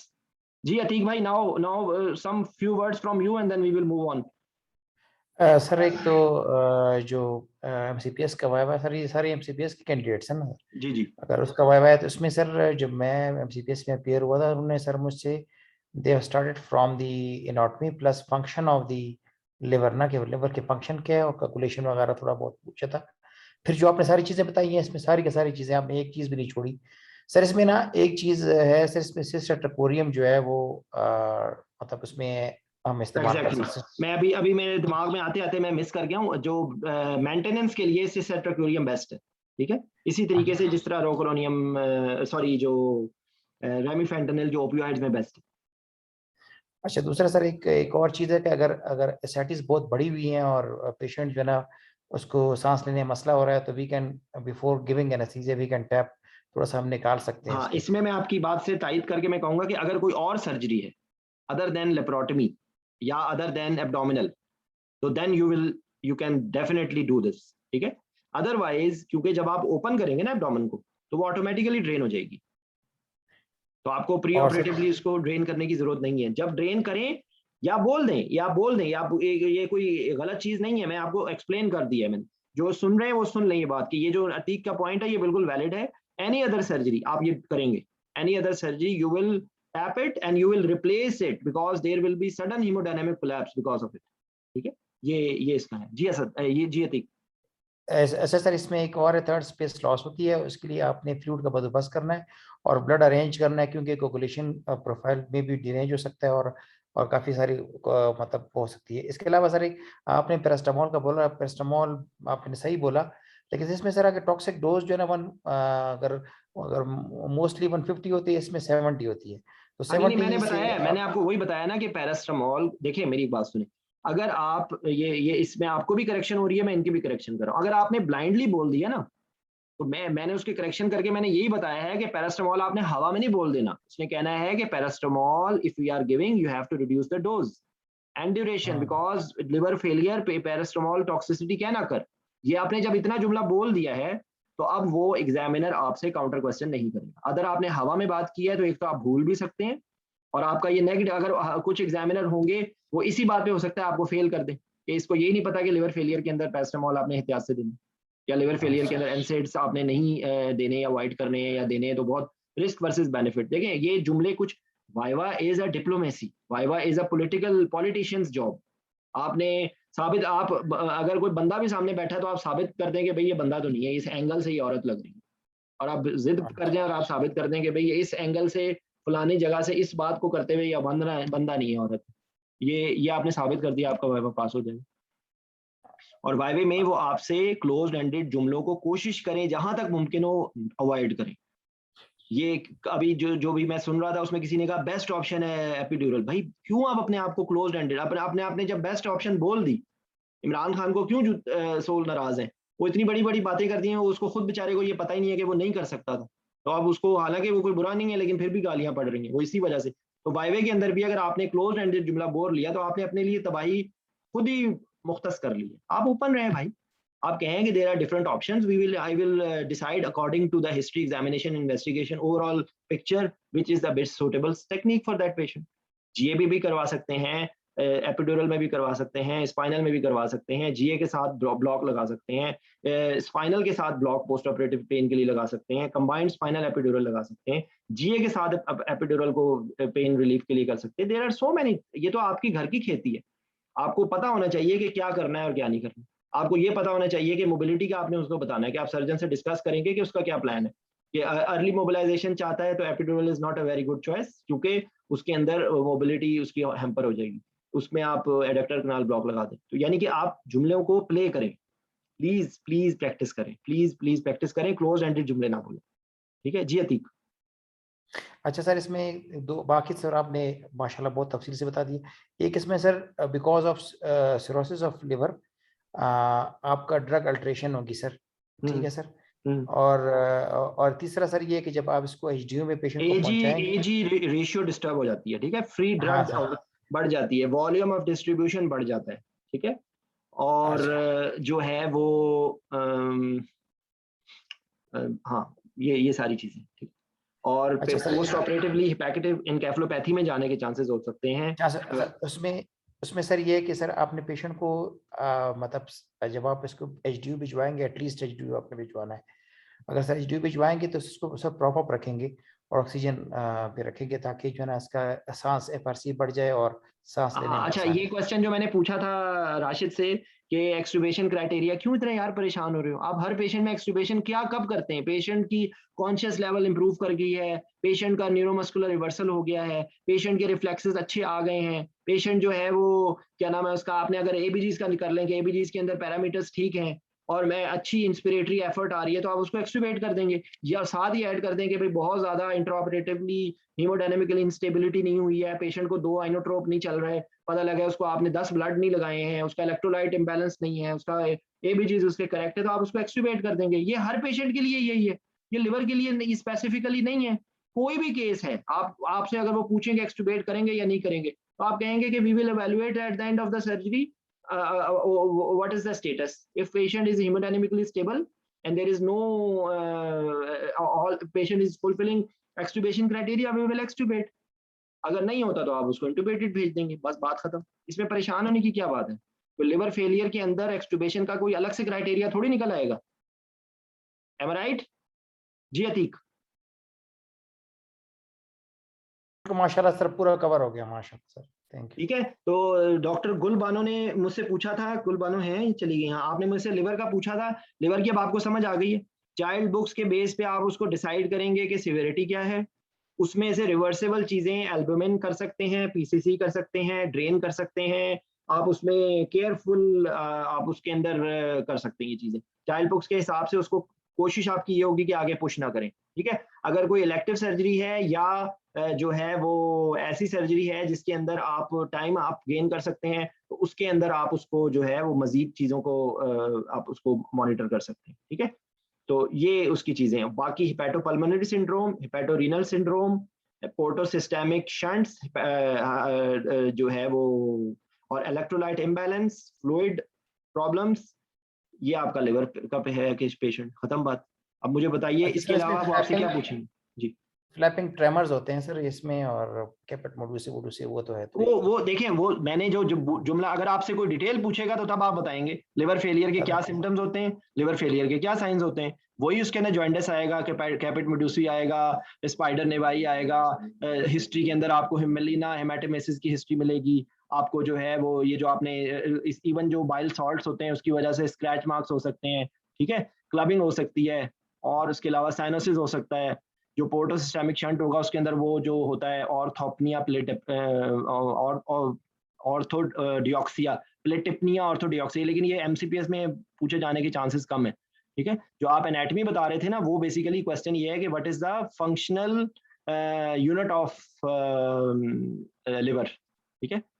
तो वो जो ये मुझे सही तरह मेरा बहुत नहीं है टॉपिक ये अच्छा, अगर आप आपको याद है तो आप बता दें सर। मैं इसमें जो पूछते हैं ना सर, एक आपका जो पूछते हैं वो कि what is hepatic buffer response, और उसमें कितने जोन होते हैं। इसमें 3 जोन होते हैं सर, एक जो है जोन 1, जोन 2, जोन 3। जोन 1 जो है ना वो उसमें ज़्यादा वो होता है सर, मतलब वहाँ पे ब्लड सप्लाई ज़्यादा होती है। जोन 3 में इसमें जो इस्कीमिक जोन जो है ना, जोन 3 की तरफ ज़्यादा चांस होता है डिटॉक्सिफिकेशन।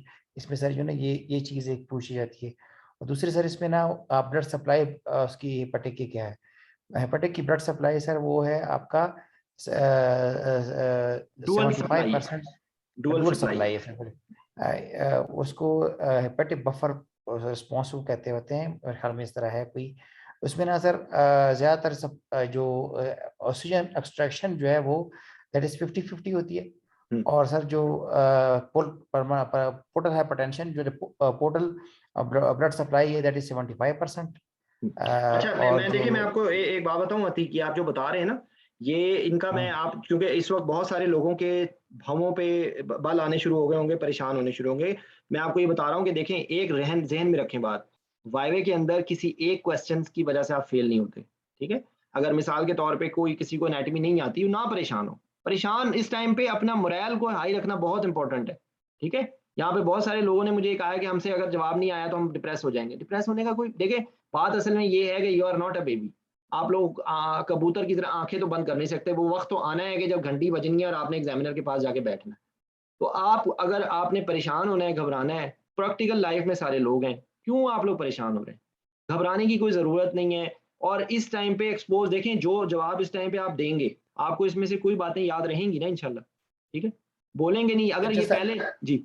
सर जिशान एक मिनट, सॉरी आपको, तो ये किताब में जब सर जिशान पढ़ा रहे हो मैंने अपनी कुछ गलतियां की थी। अभी आपने जब सर जिशान पढ़ा रहे हो आपने किताब बंद करनी है ताकि आपका वो जो ब्रेन स्टॉर्मिंग हो जाए। अदरवाइज जो है ना, ये अगर किताब खोल के देखेंगे ना तो इतना फायदा नहीं होगा आपको। जब सर पढ़ा रहे हो आप खुद सोचें और साथ साथ अपने दिल में रिवाइज करते जाएं, ताकि आपका वो सर के साथ उसका जवाब मैच कर रहा है या नहीं कर रहा है। अगर नहीं मैच कर रहा तो उसको मैच करवाएं। हाँ, और मतलब मैं आपको बताने का मकसद ये है कि देखें 10 बातें अगर आपको यहाँ पे की हैं तो आप लोगों को इस सेशन से पॉजिटिविटी लेनी है। इस सेशन से आपने ये नहीं लेना कि मुझे तो ये भी नहीं आता, मुझे तो पोर्टल ट्राइड भी नहीं आता, मुझे तो ये भी नहीं आता। परेशान होने की जरूरत नहीं है, कोई एक चीज नहीं होती, एक चीज की वजह से कोई नहीं फेल होता। अगर आपने बाकी सारी चीजें सही बता दी, अगर आपने लिवर की एनाटमी उनको गलत बता दी है ना, तो कोई आपको एक बात पे फेल नहीं करेगा, ये याद रखें बात। वो इतने पागल नहीं है, वो ये सिर्फ वो आपका मेंटल टेस्ट कर रहे हैं, वो आपको कंसल्टेंट बना रहे हैं। वो आपको ऐसे ही हवा में नहीं कर देंगे कि डाउनलोड कर लें आप डिग्री, नहीं ऐसे नहीं होगा। आपको उस सिस्टम से उस निचोड़ के बाहर निकलना पड़ेगा। अब आप पे डिपेंड करता है how smart you are.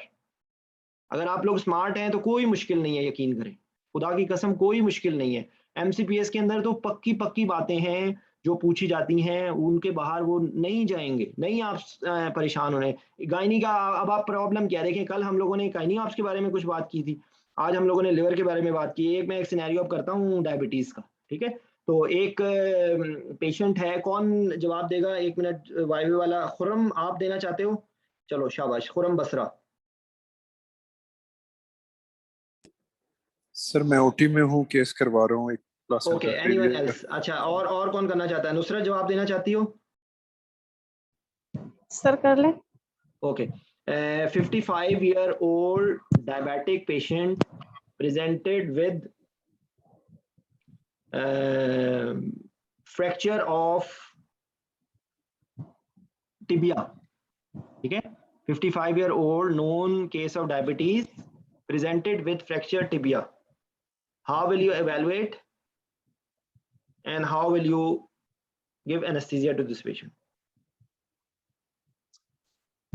Sir, 55-year-old patient है तो I will evaluate the patient on the history examination investigation basis और current disease control देखूंगी सर कौन सी ये patient कौन सी drugs ले रही है और उसके साथ associated complications के लिए मैं patient को evaluate करूंगी।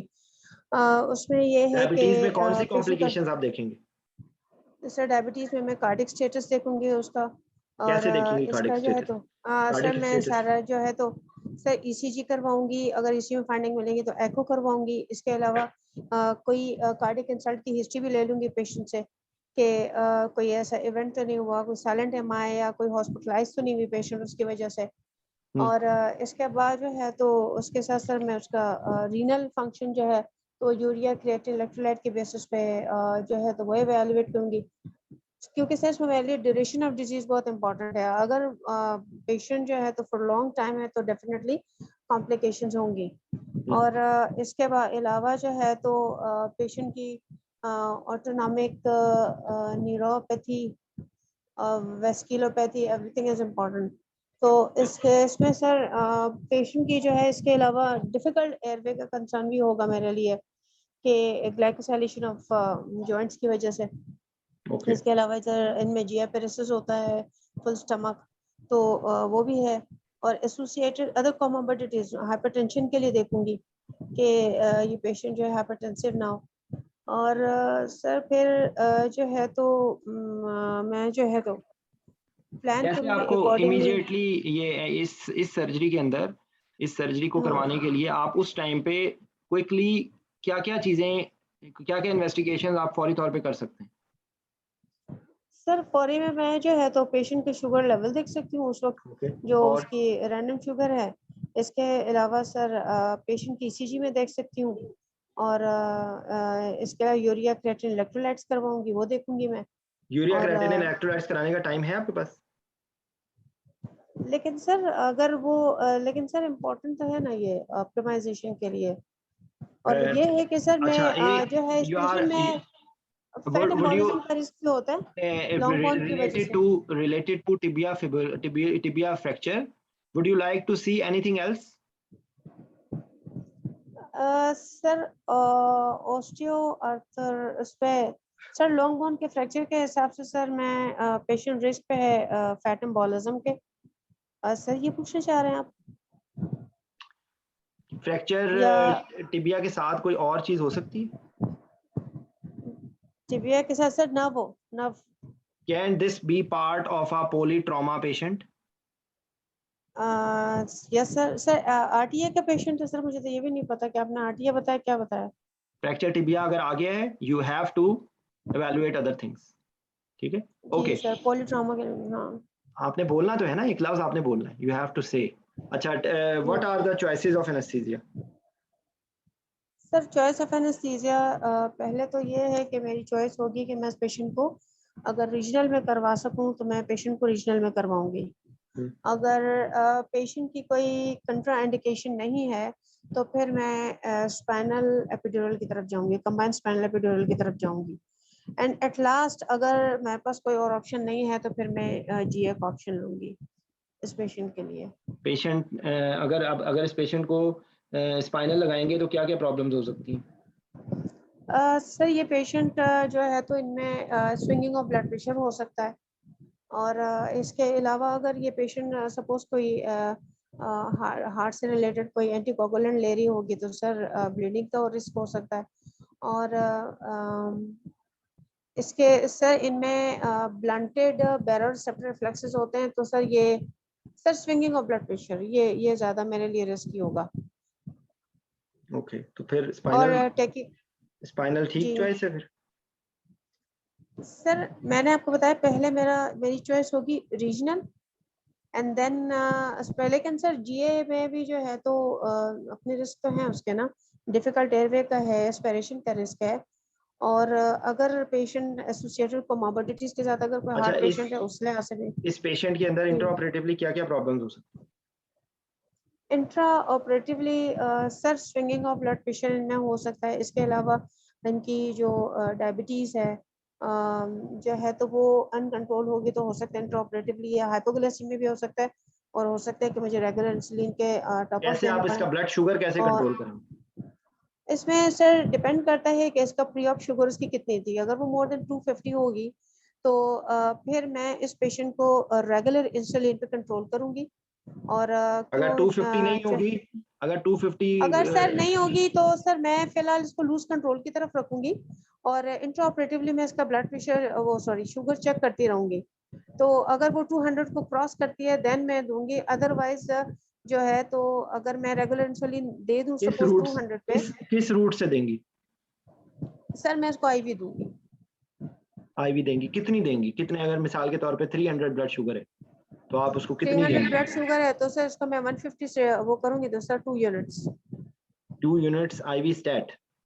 यस, आईवी स्टैट दूंगी और फिर हाइपोग्लाइसेमिकल देखूंगी कि हो सकता है मुझे डेक्सट्रोज वाटर जो है तो फॉर मेंटेनेंस ऑफ शुगर के लिए लगानी पड़े। हाँ, पहले ब्लड अगर शुगर को कम करेंगे इंसुलिन से, फिर आप डेक्सट्रोज वाटर से बढ़ा देंगे। सर लेकिन सर अगर मैंने 200 पे सपोज अगर मैंने दे दिया है तो ये मैं इंट्राऑपरेटिवली पेशेंट की शुगर जरूर चेक करूंगी, क्योंकि हाइपोग्लाइसीमिया ज्यादा रिस्क होता है पेशेंट के अंदर। तो इसीलिए जो है तो इसके अलावा और इस सर्जरी के अंदर और क्या कॉम्प्लिकेशंस हो सकती हैं? इस सर्जरी के अंदर सर ब्लीडिंग का रिस्क होता है, क्योंकि सर मेजर वेसल्स वो हो सकती है। इसके अलावा सर कोई नर्व डैमेज हो सकती है जो पास गुजर रही होती है। और सर और अच्छा, अगर आप इसको कहें कि वो पेशेंट कहे कि मुझे ब्लॉक में करवाना है, तो कौन से ब्लॉक में आप करवा इसको sir femoral and sciatic nerve block में भी करवा सकती हूँ मैं। कितना वॉल्यूम देना पड़ेगा आपको? इसमें सर 3 to 5 ml तक लोकल एनेस्थेटिक देना पड़ता है अगर मल्टीपल प्रिक्स करनी हो तो हर प्रिक पे, और अदरवाइज 10 to 15 ml तक का लोकल एनेस्थेटिक हम जो है तो वो 3 to 5 ml? अगर एक नहीं 10 to 15 सर 3 to 5 मल्टीपल अगर मैंने प्रिक्स करना है।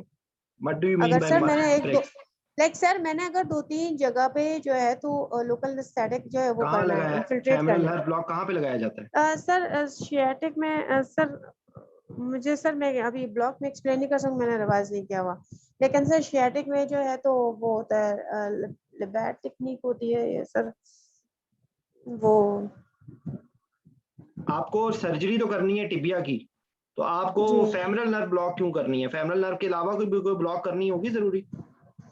सर लेटरल कुटेनियस अगर सर मुझे जो है टॉर्निकेट अप्लाई करना करूंगी मैं तो फिर उसमें मैं ये आप सर्जन के साथ डिस्कस करेंगे, ये आपने बताई ये बात? नहीं सर ये मैंने नहीं। अच्छा, तो ये बातें जब स्टार्ट करेंगे तो आप स्टार्ट करते वक्त ही ये बातें बतानी है। ये बातें आपने स्टार्ट करते वक्त ही बतानी है। आपने इतनी दफा मैंने आपके सामने माइक्रोवास्कुलर का बोला है, आपने फिर नहीं बोला। अभी मैं इतनी देर से बोले जा रहा हूँ, फिर आपने बोलते हुए फिर आप भूल गई। ठीक है, आप फिर ये किसी किताब की कोटेशन कर रही हैं 3 to 5 ml at each prick. ये क्यों अपने आप को मुश्किल में डाल रहे हैं? क्यों आप किताब की ही वर्डिंग को आपने रिपीट करना है? आपने इसमें 3 and नर्व ब्लॉक बोले और अगर वो कहने से कहें कि ये इस सर्जरी के लिए इसलिए बहुत अच्छी चॉइस नहीं है क्योंकि आपको बहुत ज्यादा वॉल्यूम देना पड़ेगा और आप सर्जन के साथ डिस्कस करेंगे कि how prolong is the surgery. ठीक है, एक बात हो गई। दूसरी बात ये कि patient will be in severe pain, तो उसकी आप कैसे लगाएंगे उसको शियाटिक नर्व ब्लॉक? सर आज शाबाश दे दें मैडम नुसरत को सर। नहीं शाबाश मैं दे रहा हूँ, लेकिन बहरहाल खींचना भी जरूरी है। ठीक है, तो डायबिटीज का आपने प्री ऑपरेटिवली जो बात बतानी है। और अच्छा, फिर उसके बाद क्या ये पेशेंट जो है आपने हाइपोग्लाइसीमिया बोला है, तो इसमें क्या एक्यूट कॉम्प्लिकेशन और नहीं हो सकती कोई? ये जो आपका जो हाइपरऑस्मोलर नॉन डायबिटिक कोमा का नाम नहीं लेना आपने? सर वो उनका नाम लेना है? जी बिल्कुल लेना है, क्यों वो मना किया हुआ किसी ने? वो नहीं हो सकता। एक पेशेंट नहीं स्ट्रेस में है, वो तो सर्जिकल स्ट्रेस में है, देखिए मेरी बात सुने, ये आपको सिर्फ एक हम्म, जुमला बोलना है ना, एक्यूट कॉम्प्लिकेशंस और डायबिटीज होती क्या है? ठीक है एक्यूट सर मुझे तो कॉम्प्लिकेशंस जहन में नहीं था कि ये बोलना है मुझे। नहीं, क्यों नहीं थे ऐसे? क्योंकि ये किताब में नहीं लिखा हुआ, इसलिए नुसरत की बैटरी डाउन हो गई। सर चार किस्म की होती हैं, ये मैडम माशाल्लाह बड़ा अच्छा बता रही हैं सर। हाँ जी, ठीक है, DK, hyper osmolar non ketotic diabetic coma और हाइपोग्लाइसीमिया, ठीक है। तो इसके अंदर क्योंकि मोस्ट प्रोबेबली ये टाइप 2 है, होती है इस एज में, लेकिन आप हो सकता है वो उसको 30 साल से हो। ये तो आपने बोला ही नहीं है ना कि इसकी कौन सी टाइप है, इंसुलिन डिपेंडेंट है या नॉन इंसुलिन डिपेंडेंट है, कैसा देखें, इस जवाब को मैं अगर दोबारा से रिफ्रेज करूं तो ये होगा कि I will evaluate the patient on the basis of history, examination, investigation, how much is the severity of diabetes, how much is the duration, patient is control on oral or oral hypoglycemics or insulin, and I will see any microvascular and macrovascular complication of diabetes in the form of CVA, in the form of autonomic neuropathy, which will be leading to swings of blood pressure, fixed heart rate, gastroparesis, और उसके बाद जो है cardiac increase chances of silent MI and peripheral vascular disease and retinopathy and nephropathy, ठीक है, ये आपने बता दिया उसको उससे कंट्रोल से। और जाहिर बात है इस इमरजेंसी सर्जरी में आपके पास टाइम नहीं है, अगर यही सिनेरियो हो और कोई इलेक्टिव सर्जरी है तो आप HbA1c का नाम लेंगे, ठीक है। या जब आपने ये जुमला बोल दिया तो आपको ये पता लग गया कि कार्डिक के लिए आपने वही ECG करवानी है, वही एको करवाना है, वही चेस्ट एक्सरे करवाना है, जो आपका जो है, जो अगर वो ओरल हाइपोग्लाइसीमिक्स ले रहे हैं तो आपने इलेक्टिव सर्जरी के अंदर आपने उसको शिफ्ट करना है। अगर यहाँ पर सर्जरी इमरजेंसी है तो पेशेंट का आपने वो उसने लिया हुआ है अगर, और हो सकता है उसने कोई भी इंसुलिन लॉन्ग एक्टिंग ली हुई हो, तो ये आपने जुमला बोलना है, ठीक है। इमीडिएटली आपको पता आई हिस्ट्री विल बी फॉर, ये जो बोल रहे हैं ना, इसके अंदर हिस्ट्री का जो इंपॉर्टेंट पॉइंट है वो आप बता दें कि भाई मेरे लिए इंपॉर्टेंट ये होगी कि पेशेंट ने हो सकता है कि लॉन्ग एक्टिंग ओरल हाइपोग्लाइसेमिक लिया हुआ है या लॉन्ग एक्टिंग इंसुलिन ली हुई है, तो मुझे I need to be very careful, patient can go in hypoglycaemia, ठीक है ना। Usually it will not occur because stress के अंदर इंसुलिन लेवल कम होता है तो वो हाइपरग्लाइसीमिया होता है, स्ट्रेस हार्मोन्स होते हैं, लेकिन आपने उनको बताना तो है ना, ठीक है। और उसके बाद इस पेशेंट के अंदर आप मॉनिटरिंग, आपने जब भी कोई केस बता रहे हो, जब आपने कहें तो उसमें ये बोलें कि मेरी ये चीजें हैं, ऑटोनॉमिक को लिए मैंने उसको गैस्ट्रोपरेसिस की वजह से मैंने उसको एस्पिरेशन का मेरे दिमाग में होनी चाहिए कि एस्पिरेशन रिस्क हो सकता है, और इसके अंदर intra arterial blood pressure monitoring करनी है क्योंकि इसके ना स्विंग्स ऑफ ब्लड प्रेशर हो सकते हैं, इतनी सी बात है।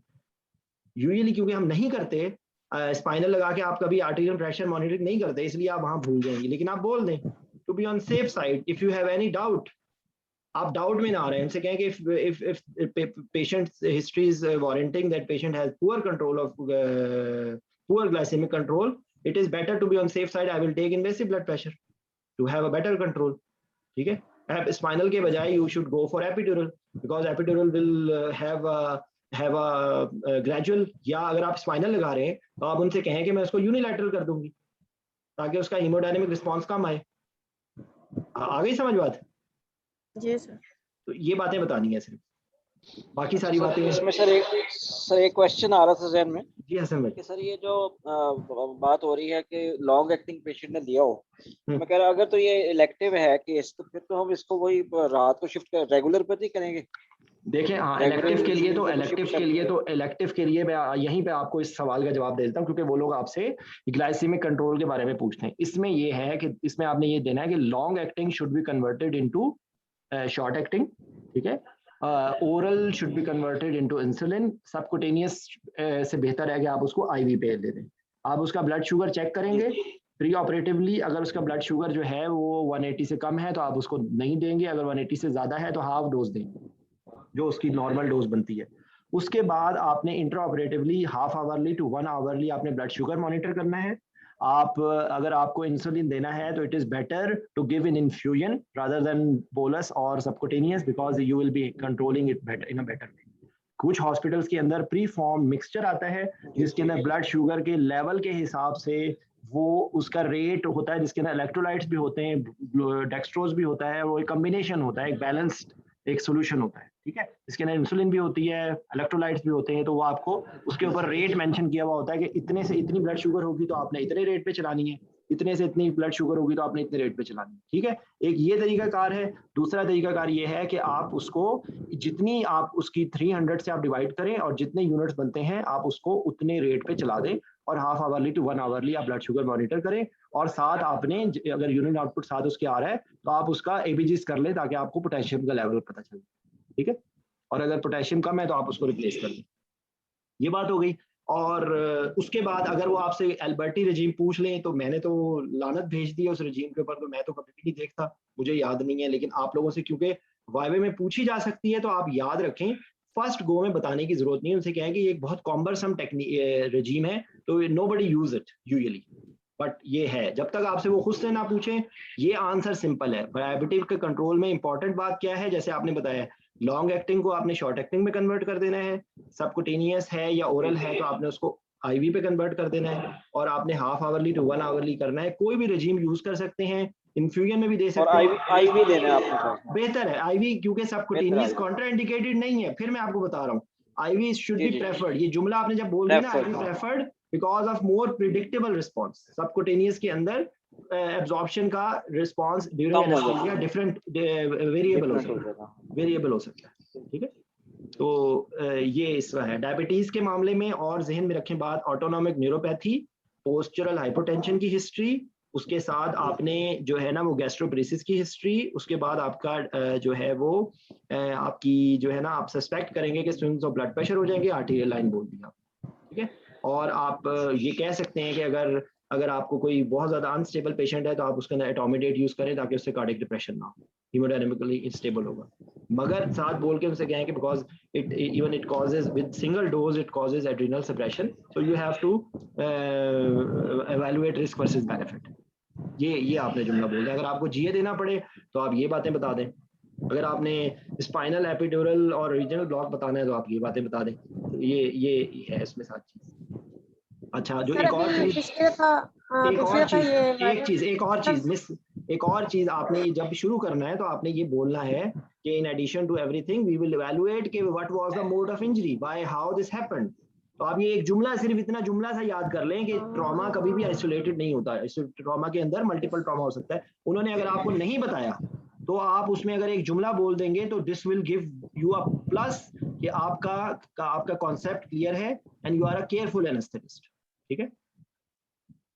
तो ये बात है। और एम्बोलिज्म को आप सस्पेक्ट करेंगे, इवन ट्रांसफर, ड्यूरिंग ट्रांसफर आपको एम्बोलिज्म हो सकता है, जैसे हम लोगों ने सिनेरियो डिस्कस किए हैं कई दफा। फैट एम्बोलिज्म हो सकता है, पल्मोनरी एम्बोलिज्म हो सकता है। उसके बाद वो अगर कोई ऐसी सर्जरी है जैसे नी आर्थ्रोप्लास्टी है, कोई ऐसी सर्जरी है जिसमें बोन सीमेंट का जिक्र आता है, आप उसके अंदर उसके डिस्कस करेंगे कि वो क्या प्रोसीजर कर रहे हैं, ठीक है। Even shifting can be difficult, patient को पेन हो रही हो, आप उसको शिफ्टिंग के वक्त भी आपको हो सकता है कि आप कहें कि अगर पेशेंट बहुत सीवियर पेन तो आप उसको इवन ट्रॉली के ऊपर स्पाइनल लगा के उसको शिफ्ट कर सकते हैं, ठीक है। सर डीवीटी का रिस्क भी होगा, डीवीटी का रिस्क भी होगा, डीवीटी का भी रिस्क होगा। उसके अंदर आपने देखे ना, ये बातें तो आपने बोलनी है ना, ये आपने बोलनी है कि आप ये जो देखें, इसके अंदर भी फिर घूम फिर के हम समरी वहीं पर लेकर आ रहे हैं। हर पेशेंट के अंदर आपने ये डिसाइड करना है कि एक पेशेंट रिलेटेड प्रॉब्लम्स हैं जहाँ पे डायबिटीज है, ठीक है। तो डायबिटीज है तो उसके साथ पैकेज डील में हाइपरटेंशन भी हो सकती है, पैकेज डील में इस्केमिक हार्ट डिजीज भी हो सकती है। तो आपने एक जुमला उसके बारे में बोलना है। दूसरा जुमला आ गया है इसकी जो फ्रैक्चर है, तो फ्रैक्चर के रेफरेंस से आपको 3-4 बातें पता हो कि लॉन्ग बोन के फ्रैक्चर में ब्लीडिंग हो सकती है, ये it can be a part of polytrauma, so you have to rule out any other injury, ठीक है। अगर और इंजरी को सस्पेक्टेड है, एक जुमले में आपका हो गया। अगर उनकी की में नहीं होगा, they will not go towards that, but this will be giving you a good impression. और आपके पास भोंगी मारने का, जितनी आप अच्छी बातें करेंगे उतनी 1-2 भोंगियों आपकी माफ हो जाएंगी। अगर आपकी गलतियां चल रही हैं, आप बॉर्डर लाइन पे चल रहे हैं और आप भोंगी मारेंगे तो एग्जामिनर माफ नहीं करेंगे, ये चीज है। सर अगर वो पूछते हैं, जैसे ये पिछली दफा भी पूछा था कि एक पेशेंट है, डायबिटिक है और इस्केमिक हार्ट डिजीज का पेशेंट है, उसके बिलोनी एम्पुटेशन करना है, आप अपना चॉइस ऑफ एनेस्थीसिया बताएं इस पेशेंट के लिए। तो ये सिनेरियो मैंने अभी इस टाइम पे बोलते मैंने चेंज कर दिया था, क्योंकि आई थॉट कि यहाँ पे बहुत सारे लोगों ने मेरे साथ वो सिनेरियो पहले उन्होंने सर स्ट्रेट फॉरवर्ड सिर्फ डिसीजन पूछा था। नहीं, एम्पुटेशन स्ट्रेट फॉरवर्ड डिसीजन कोई भी नहीं पूछता, ठीक है सर मैं बता रही हूँ ना, और हरीश से पूछा है। देखें क्योंकि उन्होंने कहा देखें मेरी एक बात सुने, एक अगर आप खुदा के लिए, अगर आप पहले से, मैं आपको फिर रिपीट कर रहा हूँ, अगर आप पहले से अपने आप को फिक्स माइंड के साथ जा रहे हैं ना कि मेरे से वो ये उनसे कहें कि there is no single word answer, we have to evaluate, अगर मैं उसको स्पाइनल लगा रही हूँ या मैं एपिड्यूरल लगा रही हूँ तो मुझे है कि ये पेशेंट कैन हैव सेप्सिस, ठीक है। अगर if we are giving general anesthesia we will have better control on hemodynamics because this patient can be septic. Anyone can say कि भाई मैं इसको स्पाइनल नहीं लगाना चाहता, मैं नहीं लगाता कभी भी ऐसे पेशेंट में स्पाइनल, मैं कोई भी और टेक्निक यूज कर लेता हूँ, मैं स्पाइनल नहीं लगाता, मेरे दिल में है रिस्क है कि भाई मेरे जो हाथ में चीज नहीं है मैं खामखा रिस्क लूं, वहां पर बेशक उसको जनरलाइज सेप्सिस हो जाए सो ठीक है, लेकिन अगर वहां पे मैंने उसको पंगा लिया और वहां पे कोई प्रॉब्लम हो गई तो मैं कैसे डिफेंड करूं। तो एग्जाम के अंदर भी आप अपने आप को पक्का कर लें इस चीज में कि भाई आप उनको बता दें कि because this is a high risk patient, no surgical technique और no anaesthetic technique is 100% safe. If you are giving spinal and epidural, these are the problems which you can face. Sudden hypotension हो सकती है, bleeding हो सकती है, ये patient can be a risk for sepsis. तो एक तरफ आप उनको सेप्सिस बोलेंगे, एक तरफ आप उनको बोलेंगे कि क्यों सोफा में देखूंगी, उसको कल्चर भेजूंगी और मैं उसका एबीजीज करवाऊंगी और मैं उसको फ्लूइड स्टार्ट करूंगी, और साथ ही आप कहें कि मैं अच्छी तरीके से उसको स्पाइनल लगाऊंगी ताकि उसका ब्लड प्रेशर ठक करके नीचे जाए। तो ये आप डिफेंड कर सकते हैं इस आंसर को? नहीं कर सकते, ठीक है। एपिड्यूरल की इतनी मोटी नीडल होती है, एपिड्यूरल की वजह से भी प्रॉब्लम हो सकती है। अगर आप उसको ब्लॉक में कहेंगे, अगर अबव नी एम्पुटेशन है या बिलो नी एम्पुटेशन है, वही वाली प्रॉब्लम है कि एक तो पेरिफेरल न्यूरोपैथी की वजह से ब्लॉक की इफेक्टिविटी कम होती है, एसिडोटिक एनवायरनमेंट होता है, एसिडिक एनवायरनमेंट के अंदर क्योंकि पीके जल्दी अचीव नहीं होती तो ऑनसेट भी सही नहीं होता और पेशेंट को अनप्रिडिक्टेबल इफेक्ट आ सकता है, प्लस आपको इसके अंदर बहुत ज्यादा वॉल्यूम देने की जरूरत पड़ेगी अगर आप, क्योंकि कंबाइंड आपको फेमरल 3 नर्व ब्लॉक विद आपको शैटिक नर्व ब्लॉक लगाना पड़ेगा, ठीक है। तो और फिर ये इसके अंदर प्रॉब्लम है। तो एम्पुटेशन के अंदर वैसे ही हाइपोटेंशन होने के चांसेस होते हैं, तो स्पाइनल जीए को आप स्पाइनल एपिड्यूरल को ये बात कह के उनसे कहें इट्स नॉट एब्सोल्यूट कॉन्ट्राइंडिकेशन, मगर मेरे ये कंसर्न है तो I will be careful, I will be preferring general anaesthesia, क्योंकि मेरे पास बेटर कंट्रोल ऑफ एयरवे है, मेरे पास बेटर कंट्रोल ऑफ हीमोडायनामिक्स है, पेशेंट के सेप्सिस में जाने के चांसेस है, मैं आपको गारंटी देता हूँ खुदा के लिए। ये जो एमसीक्यू वाले लोगों को सीपीएसपी की वही में आ जाती है, और वाईवे वाले लोगों को एक सवाल के ऊपर वो क्या डिसाइड कर देते हैं कि मुझे एक तो उसको मेरी शक्ल पसंद नहीं आई थी एग्जामिनर को, ठीक है, और दूसरे मैं जो हूँ ना, एक सवाल मैंने गलत बताया था, वैसे तो मैंने सारी चीजों में बुलडोजर फेर दिया था एग्जामिनर के ऊपर, मैंने बस ये एक आंसर मैंने गलत दिया था तो इस वजह से मैं फेल हो गया। तो ऐसा नहीं होता, खुदा की कसम ऐसा नहीं होता। मैं आपको दावे से कह रहा हूँ इस बात का कि आप लोग परेशान ना हो, अपने आप को सिर्फ अपनी अप्रोच को ऐसा रखें कि आप लोग बिल्कुल टनल विजन के साथ जवाब ना दें, ठीक है। अच्छा, एक कॉम्प्लिकेशंस के लिए, क्योंकि देखें टाइम थोड़ा है, मैं चाह रहा हूँ कि आप प्लीज प्री ऑपरेटिव असेसमेंट की ऑडियो सुन लें, प्लीज आप please surgery related anaesthesia concerns की ऑडियो सुन लें, प्लीज आप लोग जो है वो ये जो है ना पीडियाट्रिक एनेस्थीसिया, मैं अभी इसलिए मैंने स्किप किया हुआ है, आप लोग प्लीज वो लोग सुन लें एक दफा, तो कल हम पीडियाट्रिक एनेस्थीसिया कर लेंगे, ठीक है। तो एक हमने लिवर की बात कर ली है। अच्छा, एक जो कल एस्थमा सीओपीडी के बारे में कुछ बात की थी, दोबारा से एक एस्थमा गई सिनेरियो कर लेते, कौन जवाब देगा, किसका वाइवा है अभी? डॉक्टर गुलबानो आप बताएंगी? डॉक्टर गुलबानो आपको आवाज आ रही है?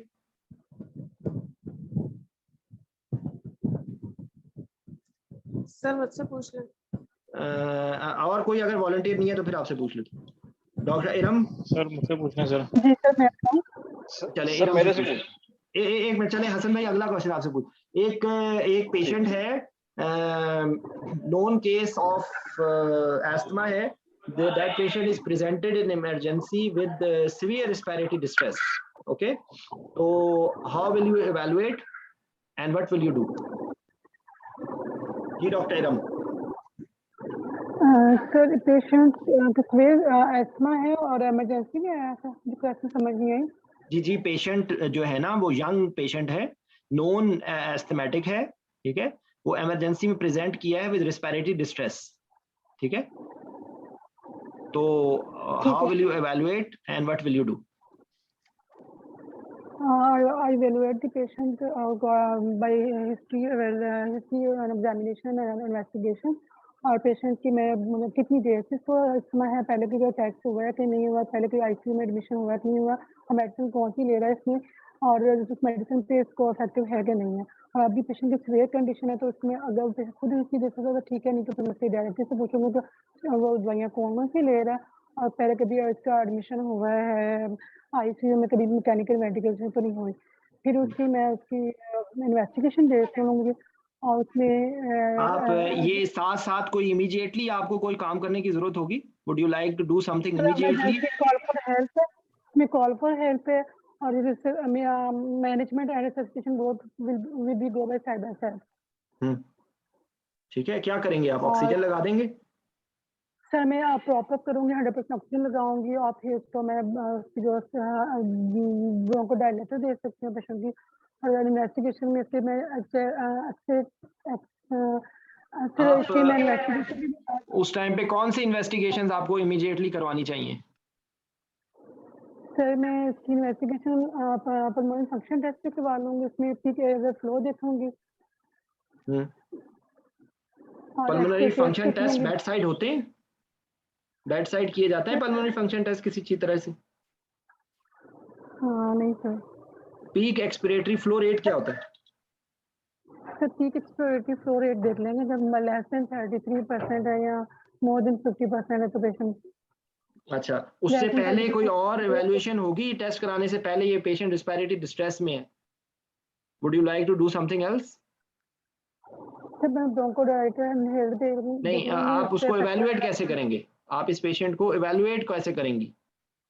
एक आपने पीएफआर बता दिया, इसके अलावा कोई आप देखेंगे और कोई चीज, कोई और पैरामीटर्स होंगे जिनको आप फोकस करेंगे? सर ईसीसी भी करवा लूंगी ताकि मैं उसके कार्डियक इन्वॉल्वमेंट तो नहीं है पेशेंट को। मैं आपसे रिस्पिरेटरी इवैल्यूएशन की बात कर रहा हूँ। रिस्पिरेटरी इवैल्यूएशन कैसे की जाती है किसी भी पेशेंट में? रेट देखेंगे? रेस्पिरेटरी रेट देखेंगे सर। पैटर्न देखेंगे? तो पैटर्न देखेंगे रिस्पिरेटरी रेट, रिस्पिरेटरी पैटर्न देखेंगे? साइंस ऑफ फेलियर देखेंगे?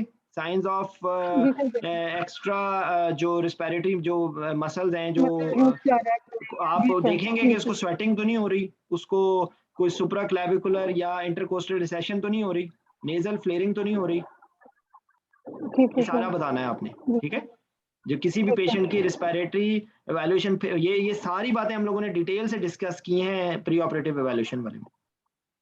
ठीक है, ये आपने बतानी है बातें। उसके बाद आपने उसको प्रॉप अप किया, और आपने तो प्रॉप अप भी नहीं किया था, ऑक्सीजन भी नहीं लगाई थी, आप हिस्ट्री एग्जामिनेशन पे चली गई थी।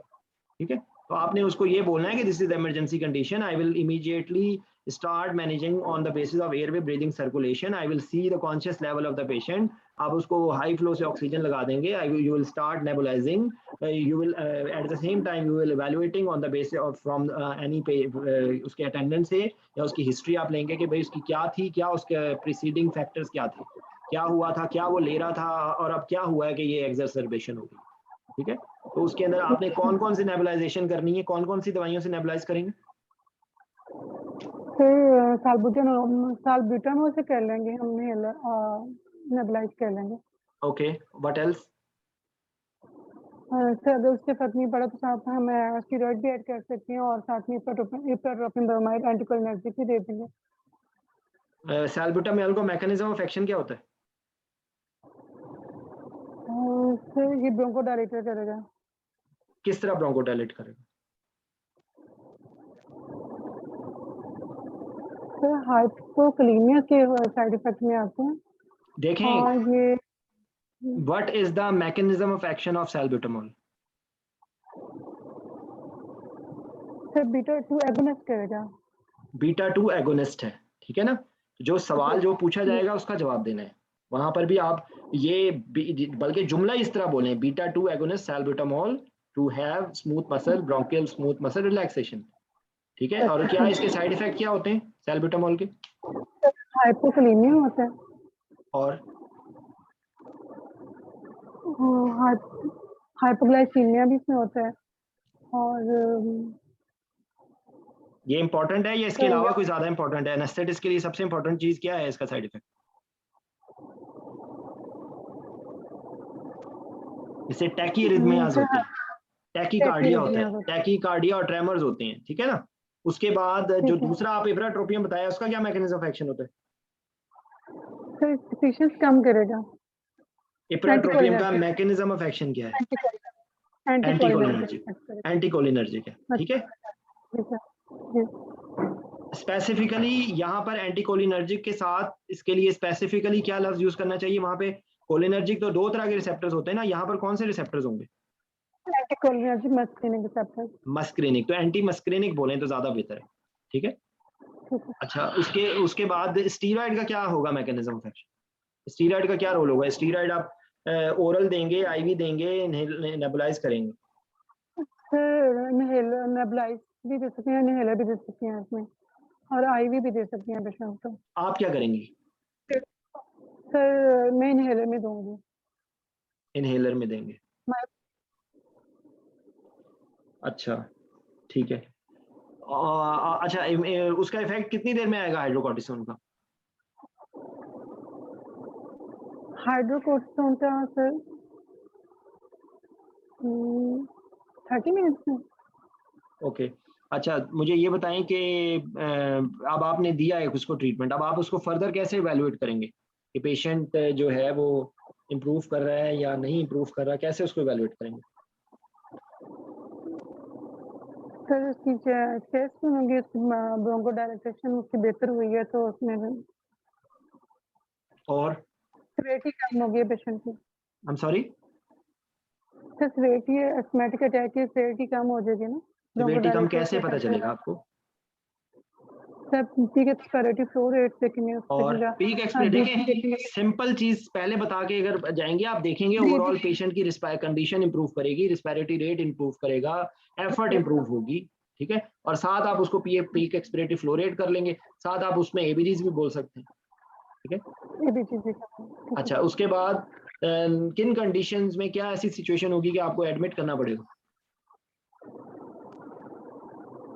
उसकी एबीजी देखेंगे, अगर उसकी पार्टिसिपेशन ऑक्सीजन कम है, लेस देन 60 है, और पार्टिसिपेशन कार्बन डाइऑक्साइड ज्यादा है, मोर देन 50 है, और अच्छा एक सेकंड ये आप मेरी बात सुने, आप मुझे बताएं कि नॉर्मल इस अटैक के अंदर आपको एबीजीज में क्या फाइंडिंग एक्सपेक्ट करेंगी आप एक्यूट सीवियर अस्थमा में?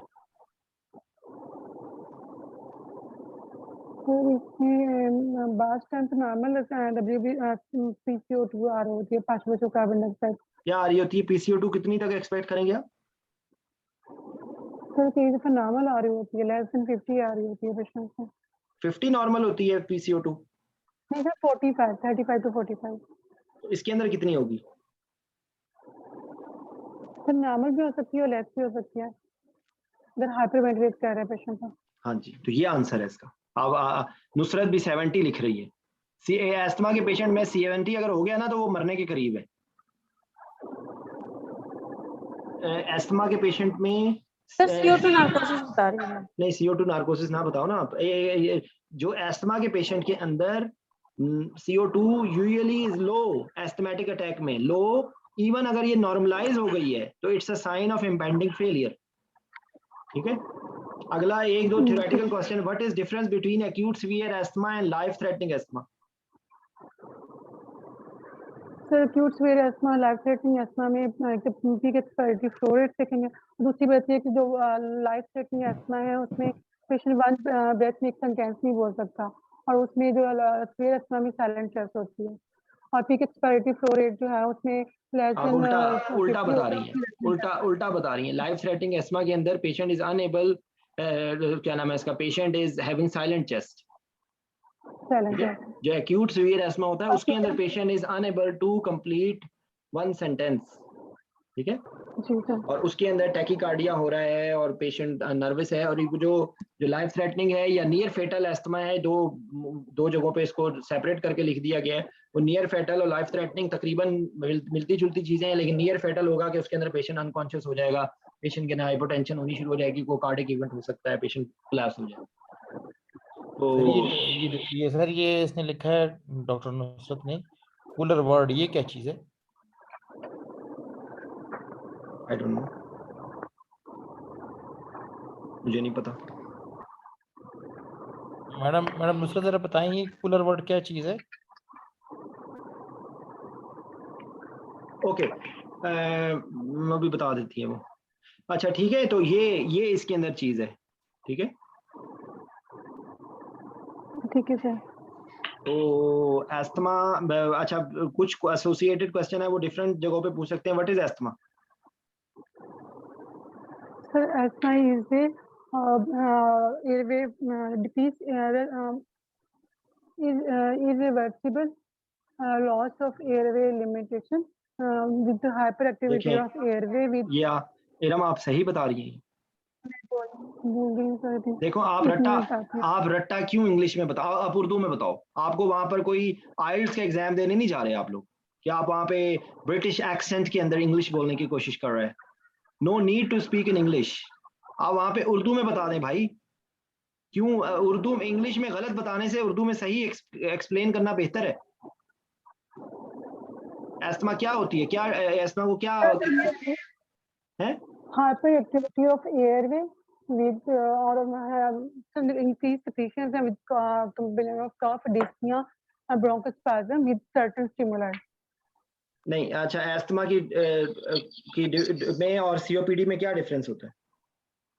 सर वो फुली रिवर्सिबल नहीं होता, इसमें फुली रिवर्सिबल होता है। और इसके अंदर क्या क्या प्रॉब्लम्स होती हैं? सर उसमें सीओपीडी में ब्रोंकाइटिस होता है और एम्फीजीमा होता है। नहीं एक मिनट, एस्थमा अभी हम फोकस कर रहे हैं एस्थमा पे। एस्थमा के अंदर देखें, इसका आंसर ये है कि एक इन्फ्लेमेटरी प्रॉब्लम है resulting in airway hyperreactivity. Okay, जी sir, airway hyperreactivity, cough, sputum and bronchospasm, ठीक है, which is fully reversible, incited by कौन सी इसकी टाइप्स होती हैं? सर इसमें एक्सट्रिंसिक और इंट्रिंसिक टाइप हो सकती है और एक्यूट सीवियर भी होती है। इंट्रिंसिक एक्सट्रिंसिक का क्या मतलब होता है? सर एक्सट्रिंसिक होती है तो बिग जो है पोलन और स्टिमुलाई वैसी होती है, और इडियोपैथिक होती है जो अननोन किसी भी रीजन से होती है। और कोई इसके अलावा होती है कोई रीजन? कोई वेजोमोटर इन्वॉल्वमेंट होती है? जी sir.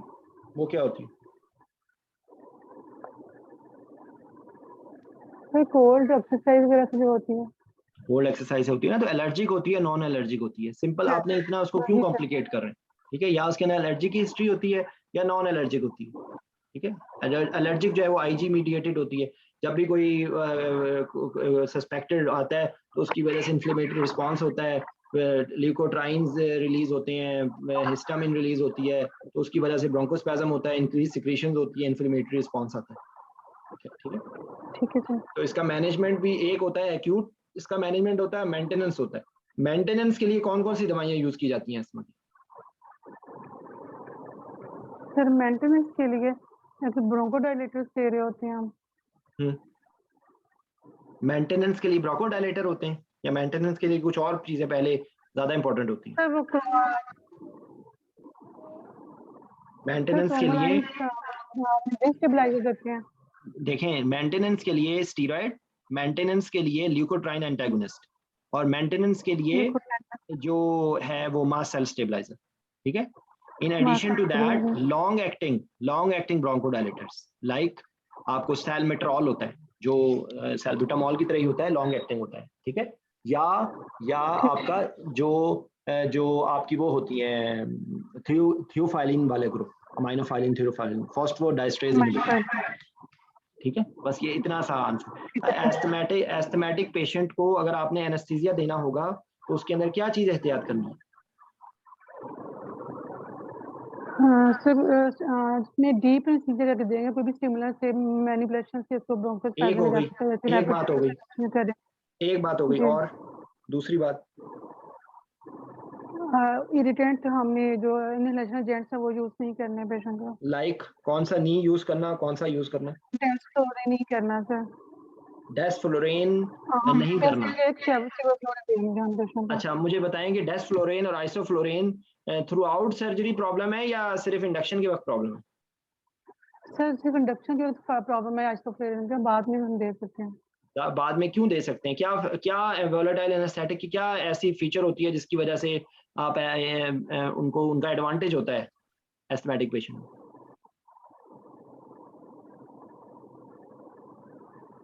They themselves are smooth muscle relaxant, ठीक है? They themselves relax, have dose dependent smooth muscle relaxation, ठीक है? तो वो dose dependent उसमें होती है। अच्छा, इंडक्शन एजेंट कौन सा यूज कर सकते हैं और कौन सा नहीं यूज करना? सर इसमें प्रोपोफॉल कहते हैं और केटामिन भी ब्रोंकोडायलेटर है, लेकिन वो हम ज्यादा प्रोपोफॉल यूज करेंगे। प्रोपोफॉल, थायोपेंटोन यूज कर सकते हैं? सर थायोपेंटोन यूज कर सकती हैं। थायोपेंटोन में क्या ऐसी प्रॉब्लम होती है जिसकी वजह से वो एस्थमेटिक पेशेंट्स में अवॉइड करना चाहिए? एयरवे रिफ्लेक्सेस को ब्लंट नहीं करता, ठीक है? केटामीन और ये दोनों की प्रॉब्लम ये है कि एयरवे रिफ्लेक्सेस को ब्लंट नहीं करता, इसलिए जो है वो पेशेंट को ब्रोंकोस्पैज्म हो सकता है। केटामीन से भी यही चीज है और थायोपेंटोन से भी यही चीज है। केटामीन का एडिशनल क्या प्रॉब्लम है? केटामीन इंक्रीज द सिक्रीशंस, ठीक है? तो इसलिए ये फर्स्ट चॉइस नहीं है। केटामीन को रेजिस्टेंट एस्थमा के अंदर अगर आप उसको एज अ ब्रोंकोडायलेटर यूज कर रहे हैं वो एक अलग कहानी है, लेकिन अदरवाइज नहीं है, ठीक है? इसी तरीके से जो है वो जो अच्छा, और कौन सी दवाइयों की और कौन सी दवाइयाँ आप अवॉइड करेंगे? इंडक्शन एजेंट हो गया, मसल रिलैक्सेंट कौन सा अवॉइड करेंगे? आपको ये मैं इस वक्त अब तोते की मैं आपको हिंट दे रहा हूँ, वहां पर आपको हिंट नहीं मिलेगा। वहां पर आपने ये बोलना है कि भाई इंडक्शन है, आपके दिमाग में आ जाना चाहिए कि भाई कौन सा इंडक्शन एजेंट यूज करना है, कौन सा नहीं यूज करना, कौन सा मसल रिलैक्सेंट देना है और कौन सा नहीं यूज करना, एनाल्जेसिया के लिए कौन सी दवाई देनी है और कौन सी देंगे हम इसमें। अच्छा, रोकरोनियम दे सकते हैं, विक्रोनियम दे सकते हैं? सर उनसे भी होती है, हिस्टामिन रिलीज होती है। विक्रोनियम से हिस्टामिन रिलीज होती है? सर रोकरोनियम से होती है, हिस्टामिन से नहीं, और उससे नहीं होती। अच्छा, एनाल्जेसिया में कौन सी दवाइयाँ नहीं देनी? सर ओपियोइड्स नहीं देंगे। ओपियोइड नहीं देंगे, क्यों? सर उसमें भी हिस्टामिन रिलीज होती है। कौन से है? सारे हिस्टामिन ओपियोइड से हिस्टामिन रिलीज होती है? मॉर्फिन से फेंटानिल दे सकते हैं। फिर तो आप क्यों कह रही हैं कि नहीं दे सकते? उसके बाद पैरास्टामोल दे सकते हैं? हाँ जी सर। एनसेड्स दे सकते हैं? सर एनसेड से हो सकता है इसको एलर्जिक रिएक्शन। एलर्जिक रिएक्शन या कौन सा एनसेड होता है जो सबसे ज्यादा नोटोरियस होता है? एस्प्रिन है, ठीक है? एस्प्रिन से एलर्जी होती है और NSAIDs should be avoided. It is not contraindicated but it is better to avoid. और डीप प्लेन में आपने एनेस्थीसिया देना है, इंडक्शन भी और जो है वो रिवर्सल भी, और स्विंग्स ऑफ ब्लड प्रेशर को अवॉइड करना है। डेप्थ ऑफ एनेस्थीसिया को आपने मेंटेन रखना है, लाइट प्लेन ऑफ एनेस्थीसिया को अवॉइड करना है, ठीक है? और एक्सटुबेट कैसे करेंगे इसको? सर एक्सटुबेट या तो फुली करेंगे या डीप करेंगे, तो लाइट प्लेन में एक्सटुबेशन नहीं करेंगे। ठीक है, ज्यादा इनमें से ज्यादा बेहतर कौन सी है, अवेक या अवेक? उसको करने के लिए ब्लंट करने के लिए क्या क्या हम लाइडोकैइन और एस्मोलॉल भी दे सकते हैं पेशेंट को। एस्मोलॉल देंगे, एक सेकंड, एस्मोलॉल देंगे। देखिए ना, ये पता है आपको, ये इस किस्म की गलतियां होती हैं जो तबाही वाली गलतियां होती हैं। एस्मोलॉल क्या एस्थमेटिक पेशेंट में देना चाहिए? नहीं सर, सॉरी सर। हाँ सर, लाइडोकैइन देंगे। लाइडोकैइन देंगे, आपको मिक्स कर गई हैं आप स्ट्रेस रिस्पॉन्स से, तो यहाँ पर हम उसका दूसरी बात कर रहे हैं, ठीक है? तो मल्टीमोडल एनाल्जेसिया में कौन सी दवाई होगी जिसका बहुत अच्छा आपको रिस्पॉन्स मिलेगा? सर फेंटानिल देंगे, डेक्समेडिटोमेटिन, ठीक है? उससे आपका स्ट्रेस रिस्पॉन्स भी ब्लंट होगा, उससे आपका सिंपैथेटिक सिस्टम भी ब्लॉक होगा, ठीक है? अच्छा, उसके बाद जो है ना, एक दो बातें मिस कर गया हूँ मैं, कि जो रेजिस्टेंट अस्थमा होता है उसके में क्या क्या ट्रीटमेंट होते हैं? रेजिस्टेंट अस्थमा में हम इसमें फिर एड्रेनालिन देते हैं। ओके। और केटामिन दे सकते हैं। और मैग्नीशियम सल्फेट भी दे सकते हैं। मैग्नीशियम सल्फेट भी दे सकते हैं। उसके अलावा आपको हो सकता है मैकेनिकल वेंटिलेशन करनी पड़े, ठीक है? आपको एक्मो की भी जरूरत पड़ सकती है। एक्मो की जरूरत पड़ रही है, ठीक है। अगर जरूरत पड़े, अगर वो होगा किसी भी तरीके से रिस्पॉन्ड नहीं कर रहा, अगर पेशेंट का कॉन्शियस लेवल डिटेट हो रहा है, एबीजीज के अंदर CO2 नॉर्मलाइज हो रहा है या हाइपर बढ़ रहा है, तो it is sign of impending failure, it is better to intubate, ठीक है? वेंटिलेशन के अंदर क्या एस्थमेटिक पेशेंट में एहतियात करनी होती है?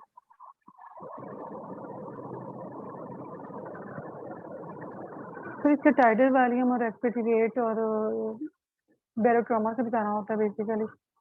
क्या चीज ज्यादा स्पेसिफिकली मॉनिटर करेंगे इस पेशेंट में? एयरवे प्रेशर्स, ठीक है? एयरवे प्रेशर्स और ठीक है। तो तकरीबन ये सारी बातें कवर कर ली, मेरा ख्याल है आज के लिए इतना काफी है। कोई सवाल पूछना चाहते हैं?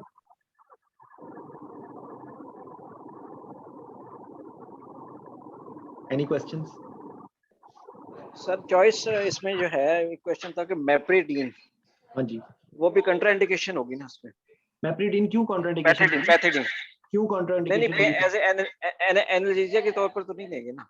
वजह क्या है सर? वो है ना, सिंपैथोमिमेटिक है ना। तो सिंपैथोमिमेटिक का तो फायदा होगा। अच्छा, सर ये मास, सर ये हिस्टामिन सीक्रेट करता है। हिस्टामिन, देखिए मैं आपको एक बात बताता हूँ। एक चक्कर ये है कि आप एक बोल दें कि ये देना ही नहीं है, ठीक है? मॉर्फिन है या कोई भी दवाई जो हिस्टामिन रिलीज करती है, वो आप कोशिश करें अवॉइड करें। लेकिन अगेन अगर आपका पेशेंट का आप एनाल्जेसिया नहीं दे पा रहे हैं, तो फिर आप like it's not absolutely contraindicated, ठीक है? तो चलें। अच्छा, इसके अंदर एक और क्वेश्चन वो आपसे इमरजेंसी में डिस्कस कर लिया था, इंट्राऑपरेटिवली जो है ना, अगर इंक्रीज एयरवे प्रेशर आ रहे हैं तो आप कैसे मैनेज करना है?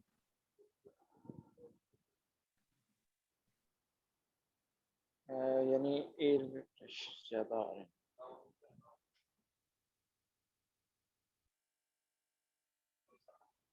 ये सर मुझसे पूछा? जी बता दें, आप बता दें। अच्छा, एयरवे प्रेशर ज्यादा आ रहे हैं तो उसको मैनेज करेंगे कि सर एक तो ये चेक करेंगे कि वो कम चेक करेंगे मशीन में आइसोफ्लोरिन या जो हमारा वोलेटाइल है वो तो नहीं खत्म हो गया, वो वजह हो सकती है। नंबर 2 ये है कि नाइट्रस हो सकता है खत्म हो गई हो, और तीसरा पेशेंट लाइट हो सकता है। ये आप सारी बातों का जवाब ये है कि आप उसको लाइट पेशेंट का पेन ऑफ एनेस्थीसिया देखेंगे, ये एक ही जवाब में देखेंगे। और उसके बाद देखिए कोई भी इमरजेंसी सिचुएशन आ गई है ना, तो आपके दिमाग के अंदर एक ही ड्रिल याद कर लें, कॉल फॉर हेल्प। आप उसको बैग वेंटिलेशन पे करेंगे, 100% ऑक्सीजन करेंगे, और आप देखेंगे कि कोई साथ एसोसिएटेड हीमोडायनेमिकल स्टेबिलिटी तो नहीं है, क्योंकि पल्मोनरी एम्बोलिज्म के अंदर भी ब्रोंकोस्पैज्म हो सकता है, ठीक है? तो आपने ये बोलना है कि साथ आपकी एयरवे ब्रीदिंग सर को आप देखेंगे कि patient light plane of anaesthesia में तो नहीं है, 100% ऑक्सीजन की आपने देखा, हो सकता है पेशेंट की ब्रीदिंग एक्टिव एफर्ट आ रही हो, इस वजह से एयरवे प्रेशर्स उसके बढ़ रहे हो। साथ आपने बोलना है कि जिसका ब्लड प्रेशर चेक करेंगे, हार्ट रेट देखेंगे, कोई और एसोसिएटेड जो सीरियस प्रॉब्लम्स हैं उनके अंदर क्या क्या है, न्यूमोथोरेक्स है, पल्मोनरी एम्बोलिज्म है, ठीक है? और उसके बाद आप देखेंगे हो सकता है ट्यूब किंक हो रही हो सकता है सिक्रीशंस हो, ठीक है? आपने सर्किट से शुरू करके आपने ये सारी बातें बता देंगे, ठीक है? और उसके बाद आपने ये कर लिया, एनाल्जेसिया दे दिया, मसल रिलैक्सेशन दे दी, उसका डेप्थ ऑफ एनेस्थीसिया आपने बढ़ा दिया, उसके बाद भी नहीं है तो आप फिर आप ब्रोंकोडायलेटर्स की तरफ चले जाएंगे। आप सर्किट के अंदर वो कर सकते हैं, आप इवन इनहेलेशनल एजेंट्स जो हैं वो डोज डिपेंडेंट ब्रोंकोडायलेटेशन करते हैं, वो दे देंगे, वो उसके बाद फर्दर आपका वो उसी से ही डायरेक्ट होगा, ठीक है? चलें, इंशाल्लाह जिंदगी बखैर, कल मुलाकात होगी, ओके? और सारा दिन मैं जो क्वेश्चन भेजता हूँ वो प्लीज आप लोग आंसर करें उसको, ठीक है? ठीक है। तो आज अगर कोई मिस हो गया है जवाब देने के लिए तो कल इंशाल्लाह हसन भाई कल आपसे पूछेंगे। अच्छा, देखिए मेरी रिक्वेस्ट है कि प्लीज पीडियाट्रिक एनेस्थीसिया और जो प्री ऑपरेटिव असेसमेंट है उसकी जो वीडियोस हैं, उसकी ऑडियोज जो हैं वो सुन लें, वो यूट्यूब पे मौजूद हैं, वो पूरा उसकी प्लेलिस्ट बनी हुई है दोनों, तो आप प्लेलिस्ट में जाके वो सुन लें, वो आपको फायदा होगा उसका, ठीक है? ठीक है। ओके जी, अस्सलाम वालेकुम। ओके सर, वालेकुम सलाम।